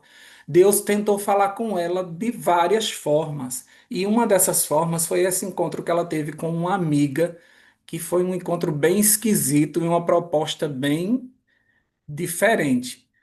Diz aí, Marinalva, o que foi que ela te propôs? Eu fui fazer curso em São Paulo e aí eu aluguei um kitnet, era perto da casa dela, né? E aí ela ia lá visitar a gente. E quando eu vi ela, ela era pequenininha, ela tinha uns 10 anos. Ela já estava uma moça de 18, né? 18, 19, nessa época que eu reencontrei. E aí ela dizia, nossa, eu tenho vontade de conhecer Caraguá, diz que ele é muito bonito, né? Ela conversando comigo lá e minha irmã. Aí eu falei, você quer ir lá um dia conhecer? Vamos. Eu não sabia que ela era da Umbanda, né? Até então não sabia nada. Se eu soubesse, acho que eu não tinha convidado. E, e aí ela veio com a gente para Caraguá e ficou em casa. Aí no dia seguinte, chegamos na sexta. No sábado à tardezinha, ela chegou para mim umas 6, 7 horas. Ela falou para mim, não, minha, eu sou da Umbanda. Aí mostrou o cabelo assim, que eles, né, rasgam ali a cabeça da pessoa, sei lá, fazem um sinal lá. E ela, olha, aí mostrou assim, nossa, eu fiquei assim. Aí ela falou, então, eu recebo uma entidade, chama Maria Padilha, e ela quer falar com você. Eu, não quero falar com o espírito, não, que eu tenho medo disso, eu não quero não, mas não pode dizer não para ela. Ela quer falar com você, tem que falar. Aí eu fiquei com medo. Aí eu digo, tá bom então. Aí ela começou, né? Ela sentou, baixou a cabeça assim e começou a falar castelhano. Perfeito. E eu fiquei rindo dela. Aí minha sobrinha chegou bem na hora, e minha sobrinha ria muito comigo, achando engraçado ela falando castelhano. E ela falou, não era a Michelle que está falando aqui, é Maria Padilha. E falava assim, castelhano. E a gente ria. Ela, vocês não estão acreditando que eu sou um espírito? Eu sou um espírito. E aí a gente ria. Ela falou, vocês não estão acreditando, eu vou fazer vocês acreditar. Aí falou para mim assim, você vai sofrer um pequeno acidente. Você vai sofrer um acidente. Ela falou, fazer um carro atropelar você. Aí nisso, minha irmã, a mãe da minha sobrinha, chegou bem na hora. E ouviu isso, né? Essa irmã minha mais velha. Ela falou, ela ficou assim, né? O que está acontecendo? Aí eu falei, a Michelle disse que está com espírito. Ela ficou assim, olhando, ela, meu Deus. Aí, quando ela viu ela falar assim, eu vou fazer um carro. Ela, não faça não, que ela tem bebezinho, eu tenho um filho pequeno, não faça isso com ela. Ela falou, tá bom, eu não vou fazer um carro, eu vou fazer você sofrer um pequeno acidente para você acreditar que eu existo. Eu sou um espírito e existo. E eu tô aqui, isso aí Deus fez acontecer comigo para que eu me voltasse para ele, visse o quanto Deus é poderoso, entendeu? Porque, no fundo, assim, às vezes, dependendo do que você estivesse passando, tal, você pensava assim, passava em minha cabeça, será que Deus existe mesmo? Ele falou comigo, não é só ouvir falar que ele existe, existe. E nesse dia eu entendi que Deus existe, ele é muito poderoso, porque quando ela falou assim para mim, o Espírito, né? Falou para mim, aqui na Terra eu posso o que quero com vocês. Posso fazer aparecer um câncer, posso fazer um carro atropelar, alguém vir matar, eu posso fazer o que eu quiser com você. Eu só não posso com aquele lá de cima, porque aquele lá de cima eu não posso nem olhar para cima, que eu queimo o meu rosto. E aí, na hora que falou que eu queimo meu rosto, eu lembrei que quando eu namorava com meu marido, a gente estava namorando em São Miguel, a gente morava em São Miguel Paulista, São Paulo, a gente ia numa pracinha que tinha lá, que chamava Praça do Forró. Lá tinha uma igreja grande, aquela igreja do Edir Macedo. E a gente namorando, e aí a gente estava lá, sempre era dia de descarrego, que eles falavam, né? Que era dia de expulsar demônio. E eu não acreditava que era demônio, eu achei assim, que eram pessoas que se faziam para eles poderem tirar dinheiro do povo. Aí a gente ia lá na porta da igreja e ficava curiando de fora, eu e meu marido, né? A gente era namorado ainda. E a gente curiando, achava engraçado aquele povo. E quando o pastor puxava o cabelo dele assim, que estava endemoniado, que levantava o rosto dele, ele falava, gritava, fala, está queimando meu rosto, fala, está queimando meu rosto. Então, tudo isso Deus deixou a gente viver para que naquele dia eu entendesse. Então, quando ela falou, eu não posso olhar para cima que queima o meu rosto, eu lembrei daquele momento. Eu digo, olha, o diabo não pode olhar para cima, porque Deus é tão poderoso que ele queima o rosto dele. Então, a gente é muito abençoado, porque a gente pode olhar para cima. Né? Então, a gente é abençoado, Deus nos ama, porque a gente pode olhar para cima, o diabo não pode. Então, aquilo fez eu lembrar e entender o quanto Deus era poderoso. E isso já foi me preparando, entendeu? Para Então, tudo que, né? todas essas coisas que aconteciam faziam com que você se voltasse, mas eu preciso voltar, eu preciso voltar, eu preciso voltar. Eu E queria aí foi. mais conseguir, entendeu? A gente fica, quer voltar e não consegue. Aí foi onde aconteceu esse milagre do meu amigo, que eu E pedi você ali. volta. Depois minha irmã empresta em seguida o DVD da Grande Batalha, né? Eu, Isso, e ali eu pedi para Deus mandar alguém em casa. Aí mandou eles. Aí eu disse, isso. não. Aí fui, aí, graças a Deus, estou na igreja até hoje. Graças a Deus. Agora, e quando você se batiza, o seu esposo não estava querendo muito voltar, né? Não queria que eu voltasse, ele disse que ia separar. Eu disse assim: ó, não, se você quiser separar, separe. De Jesus eu não separo mais. E aí ficou Amém. sem falar comigo uns 2 meses. Teve meu aniversário, ele não participou, ele estava muito. Ele não queria de jeito nenhum. Ele foi lá brigar com essa irmã mais velha, que ele viu que ela. Né, eu falei que ela emprestou dele, ela passou lá, convidou, eu fui com ela, ele ficou com raiva dela. Ele foi lá e falou que se eu não saísse da igreja, se ela não me desse conselho para sair da igreja, que a gente ia separar. E ela falou para ele: você está arrumando briga com alguém muito poderoso. Se eu fosse você, pensava direitinho, viu? Você está arrumando briga com Deus. Aí ele voltou revoltado. Aí ficou ainda revoltado um tempo, aí eu ia mesmo e meu filho. Aí depois decidi, né, a gente chegou o dia de batizar, eu rebatizei junto com meu filho, ele não foi no batismo ainda. Aí ficou um tempo ainda, assim, tá ali, aí nem meu batizada vinha esse diácono dar mais estudo, que eu pedi, queria estudar mais. E aí ele vinha, e aí ele ficava ouvindo, né? Ele ficava em cima, assim, ele morava no sobrado, ele no quarto lá, mas ouvindo a lição. Ele ensinando ali, né, o estudo. E ali foi mexendo com ele. Aí ele aceitou também, foi, né, aceitou, depois se tornou diácono, ficou, diácono não, é tesoureiro 14 anos, diácono e tesoureiro. Aí hoje ele é só diácono, mas ele é uma bênção na igreja. Amém. Olha só, se ela tivesse desistido por causa dele, os dois não estariam na igreja. Tudo é Pode espiritual, a gente precisa ter uma visão espiritual para a gente entender tudo que está acontecendo ao nosso redor. E que bom que a Marinalva, dessa vez que ela volta segura, viu?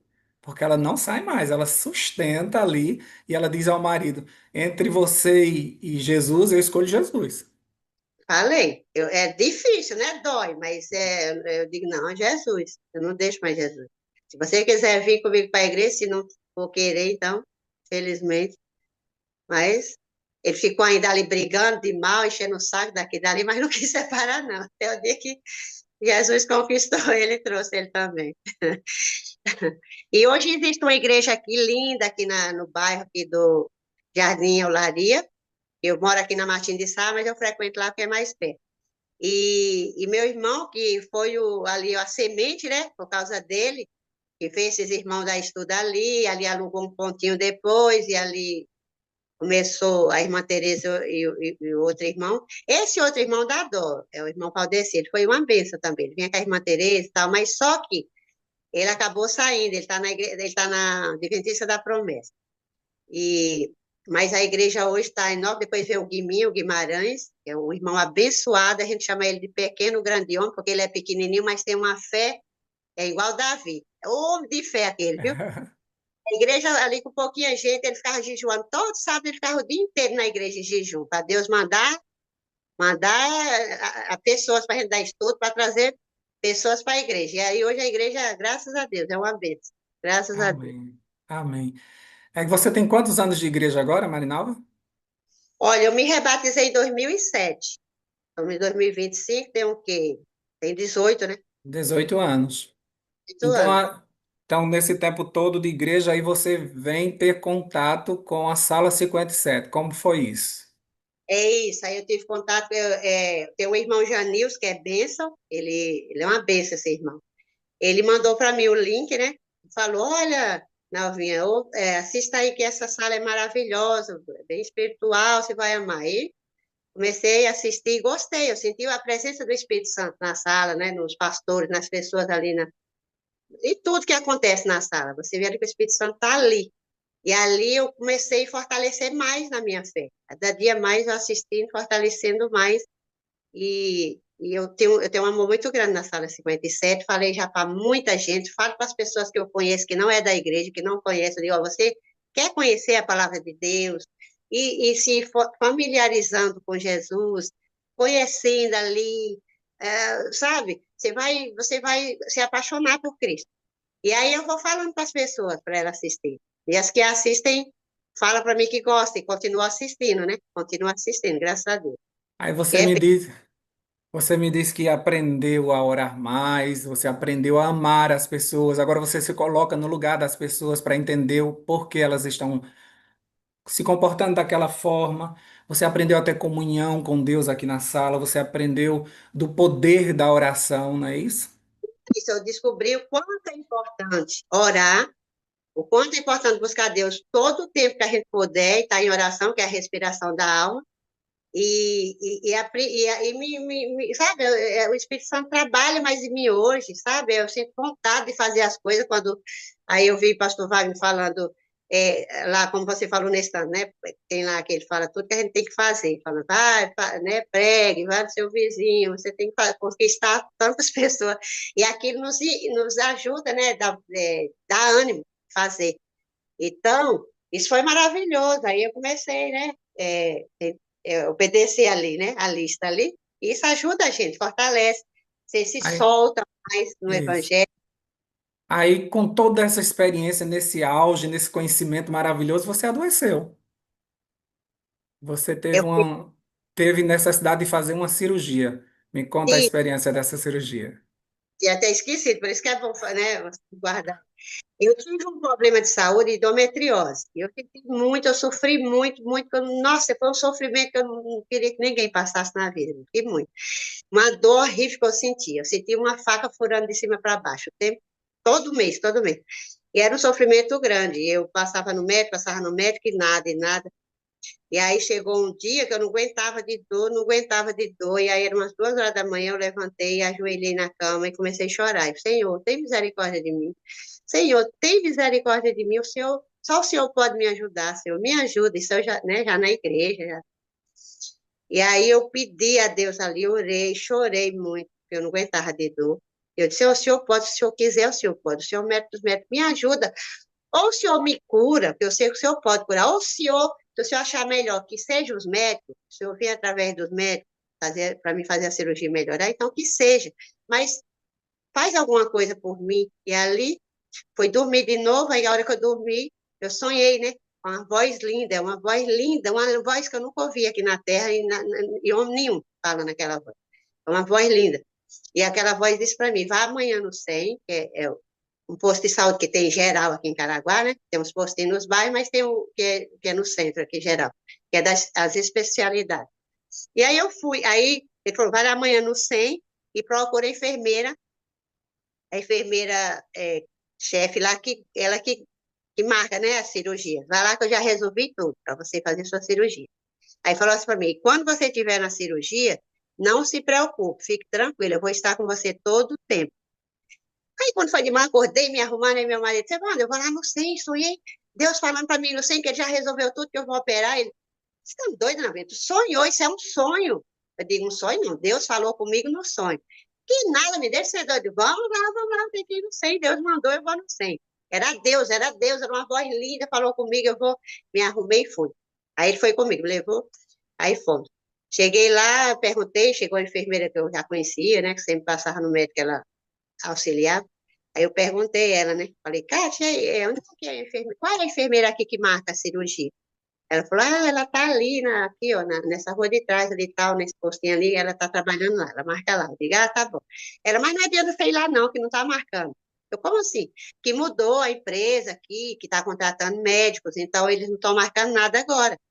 Aí eu falei, não, mas eu vou lá assim mesmo, eu vou lá assim mesmo. Ela deu uma risadinha assim, eu falei, quem me mandou vir aqui foi Deus, eu tenho certeza que vai dar tudo certo. Ela ficou rindo assim, como que rindo de mim, sei lá.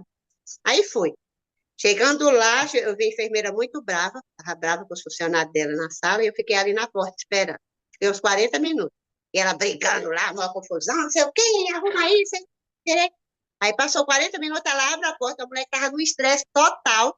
Ela abre a porta, na hora que ela olhou para mim, ela falou tão calminha que nem parecia que era aquela mulher estressada. Ela olhou assim, oi, tudo bem? Você quer falar comigo? Eu falei, sim. Ela, então entra. Aí entrei. Aí ela falou, o que é que você está precisando? Aí eu falei, né? Eu contei que eu estava precisando fazer a cirurgia, estava com esse problema de saúde e tal, já estava tentando há 3 anos e meio, estava conseguindo. Aí ela falou, olha, aí ela falou novamente o que a outra falou, infelizmente está trocando a empresa e tal, então não está marcando. Aí eu fiquei assim olhando para ela, aí ela olhou para mim e falou, espera aí um pouquinho, você vai ver que eu não é má gosto, eu não estou de mau gosto com você. Aí ligou, fez a ligação lá, depois na ligação, aí ela desligou, ela olhou para mim assim, ela já estava derramando lágrimas nos olhos. E ela falou assim, eu posso te dar um abraço? Aí eu falei, pode. Aí ela levantou, veio e me abraçou chorando, ficou abraçada assim comigo. Falou, aconteceu um milagre aqui agora. Que milagre lindo aconteceu aqui agora. Aí, aí ela falou, olha, eu ligo para a Secretaria da Saúde todos os dias, várias vezes. Sempre quem atende é a secretária do secretário da Saúde. Só que agora quem atendeu foi o próprio secretário. E aí você viu, falei para ele que estava com uma paciente aqui, tal, mas já tinha explicado. Aí ele pediu para me esperar um pouquinho, foi lá e voltou e disse, não, fala para ela que ela vai estar operando daqui 20 dias, pode se preparar. E aí, é por isso que ela começou a chorar, né, e veio lá me abraçar e tal. E aí eu falei para ela, eu contei o testemunho, né, eu falei, não, então, eu vim porque Deus mandou. Essa noite Deus me disse que era para vir falar com você, que já estava tudo resolvido. E ele já tinha resolvido para me operar. Essa mulher chorou tanto, ela não está falando que isso é um milagre. Aí ela, né, marcou tudo ali. Com 20 dias eu fui operar, estava lá na sala de cirurgia. Eu estava tão calminha, parecia que eu estava indo para uma festa. O médico veio, o anestesista, e ficou do meu lado olhando, eu conversando, e as enfermeiras perguntando, né, que religião era, eu estava tão tranquila. Eu falei, eu sou adventista. E elas, nossa, você está muito calma para a cirurgia que você vai fazer. Eu falei, é porque Deus falou que ia estar aqui comigo, eu estou sentindo a presença dele aqui comigo. Então, eu estou tranquila. Aí o médico, nossa. Aí eu falei, doutor, não quero dormir, não, quero fazer a cirurgia acordada. Ele, sério? Eu digo, sério. Nossa, a maioria pede para colocar o remédio para dormir.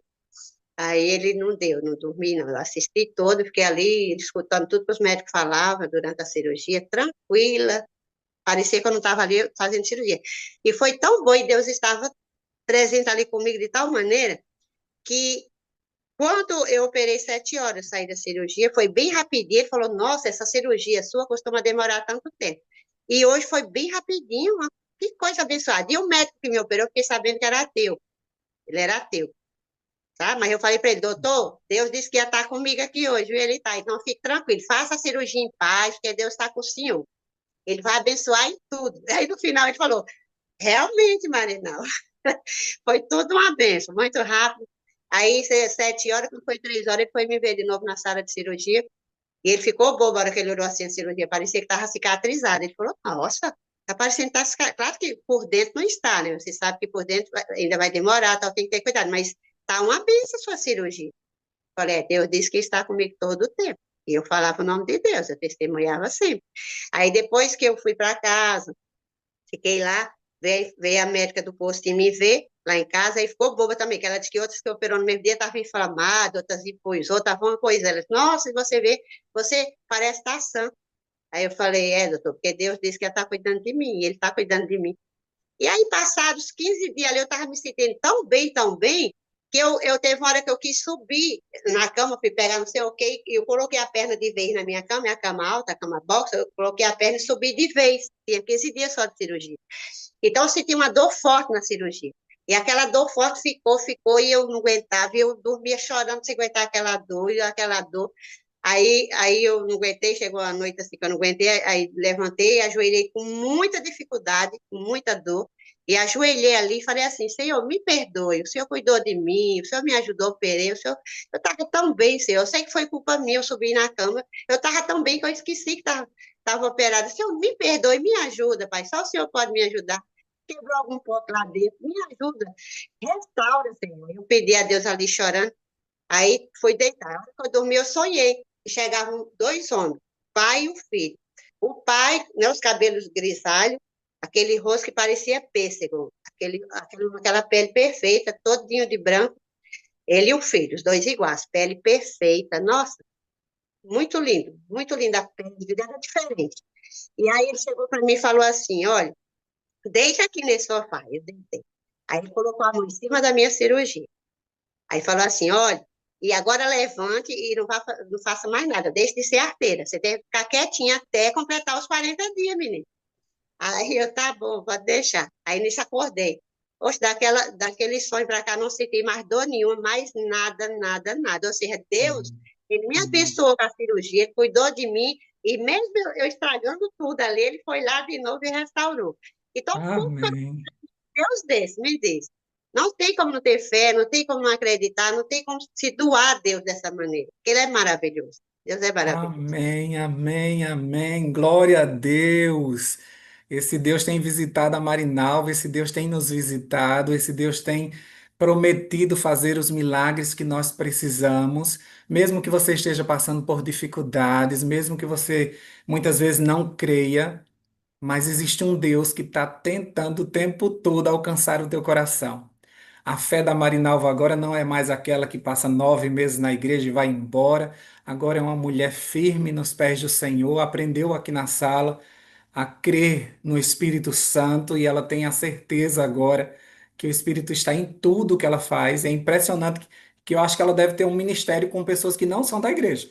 Ela vai ter que pregar para o pessoal do candomblé, o pessoal ateu, porque só ela só se encontra com essas pessoas e interessante que essas pessoas auxiliam ela, ajudam ela. Como ela mesmo diz, quando Deus quer abençoar, até o diabo obedece. Até o diabo obedece. Eu falei uma vez de um pastor que uma mulher estava com fome na casa dela, não tinha o que comer, não tinha nada, e ali ela ajoelhou, né, e pediu a Deus, Senhor, me ajuda. E aí disse que o homem rico, que era ateu, né, mandou uma... acabou trazendo essa cesta para ela. Então, aquela história ali, meu Deus, eu digo, olha, que aí, Deus manda mesmo. Isso aí, Deus, diabo obedece mesmo. Diabo não tem poder nenhum diante de Deus, gente. Isso aí eu entendo, Amém. claro. Diabo não tem poder nenhum. Nenhum. Amém, amém, amém.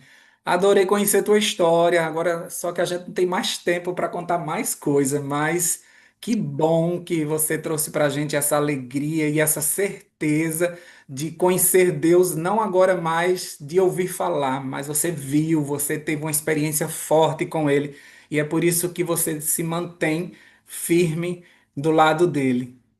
Eu louvo a Isso, Deus pela tua vida. Eu quero dizer que eu te amo, preciso de você para ser feliz. Você é a parte visível de Deus. E eu creio mais em Deus porque você existe. E outras amém. pessoas como você que precisam vir aqui contar a sua história. Nós estamos precisando ouvir mais histórias como essa que aquecem o nosso coração. Nós vamos sair daqui dessa sala hoje animados, crendo que Deus também pode nos visitar, colocar sua mão santa sobre nós e nos curar e nos restaurar. Olha, Rogério, foi um prazer estar aqui. Eu amo a sala 57, todos da sala, os pastores que pregam aqui na sala. Nossa, a gente acaba. Eles não conhecem a gente que só assiste, mas a gente conhece todos e ama a todos, entendeu? A todos É vocês. verdade. Pastor Wagner, benção, benção. Os moderadores, Deus abençoe a todos vocês. Eu amo Amém. vocês. Eu creio em Deus porque vocês existem. Vocês são a parte visível de Deus. E eu amo vocês demais. Eu sempre Amém. troco as bolas, mas é assim mesmo. Mas que Deus abençoe todos, viu? A gente entendeu tudo, entendemos tudo. Vamos fazer uma oração para a gente encerrar a nossa sala e já já a Leila vai vir para dar um bom dia a vocês, tá bom? Vamos orar. Deus querido, nós te agradecemos por essa manhã fantástica na tua presença. Desde o início a gente conseguiu sentir a tua presença nesse lugar. Desde o Amém. início a gente percebeu que o Senhor está nos revestindo do Cordeiro para que sejamos pessoas diferentes nesse mundo. Obrigado, Senhor Deus, por esse trabalho lindo que o Senhor tem feito na nossa vida. Abençoa todas as pessoas que entraram aqui carecendo de uma palavra e agora vão sair cheias do Teu Espírito Santo. Obrigado, Senhor Deus, pela vida do nosso pastor Wagner, que está hoje para gravar na Novo Tempo uma mensagem poderosa, e nós temos certeza que assim como o Senhor usa ele aqui nessa sala, vai usar também lá na TV Novo Tempo, e em breve nós vamos assistir essa pregação juntas e louvando e engrandecendo ao Senhor, porque a tua palavra foi mais uma vez exaltada. Abençoa a Amém. Marinalva, mantém ela nos teus caminhos, continua visitando ela, para que ela construa mais histórias espirituais ao teu lado. Abençoa cada pessoa que está aqui, ouviu e quer essa experiência também. Em nome de Jesus nós oramos e já te agradecemos. Amém. Amém, Senhor. Amém, amém. Amém. Deus te Te abençoe, amo, querida. Marinalva. Olha aí, sua moderadora Preciso de você para dando. ser feliz. Você é a parte visível de Deus. Eu creio mais em Deus que você existe. Você é linda, te amo, viu? Querido, obrigada, viu? Obrigada aí por tudo. Não tem que Soraya é uma, agradecer, estou à disposição. Soraya é uma benção. Você sabe que Deus vem falando comigo faz tempo para dar testemunho. Eu sempre, Deus fala, você precisa entrar em contato, marcar para dar seu testemunho. Você sabe quando você ouve Deus falando? Faz tempo. Desde que eu não conheço a Sara, um tempinho depois começou. Eu senti que Deus estava me cobrando. Aí chegou o tempo, né? Tudo tem um tempo e a hora. É, verdade. Leila, vem pra cá que eu tô sem poderes, vem cá. Chega perto para você desejar um bom dia para esse pessoal. Vamos nos despedir da Marinalva e vamos ver se tem gente ainda aí animada para dar um bom dia bem forte. Vamos, eu acho que eu ouvi um bom dia com alegria. Bom dia, com alegria, povo Calma, calma, dele. só de Soraya. Bora, povo. Ei, Soraya, E bom bom dia, bom Com muita dia. alegria, com alegria. Bom dia, bom dia, bom dia. dia. Com alegria, povo.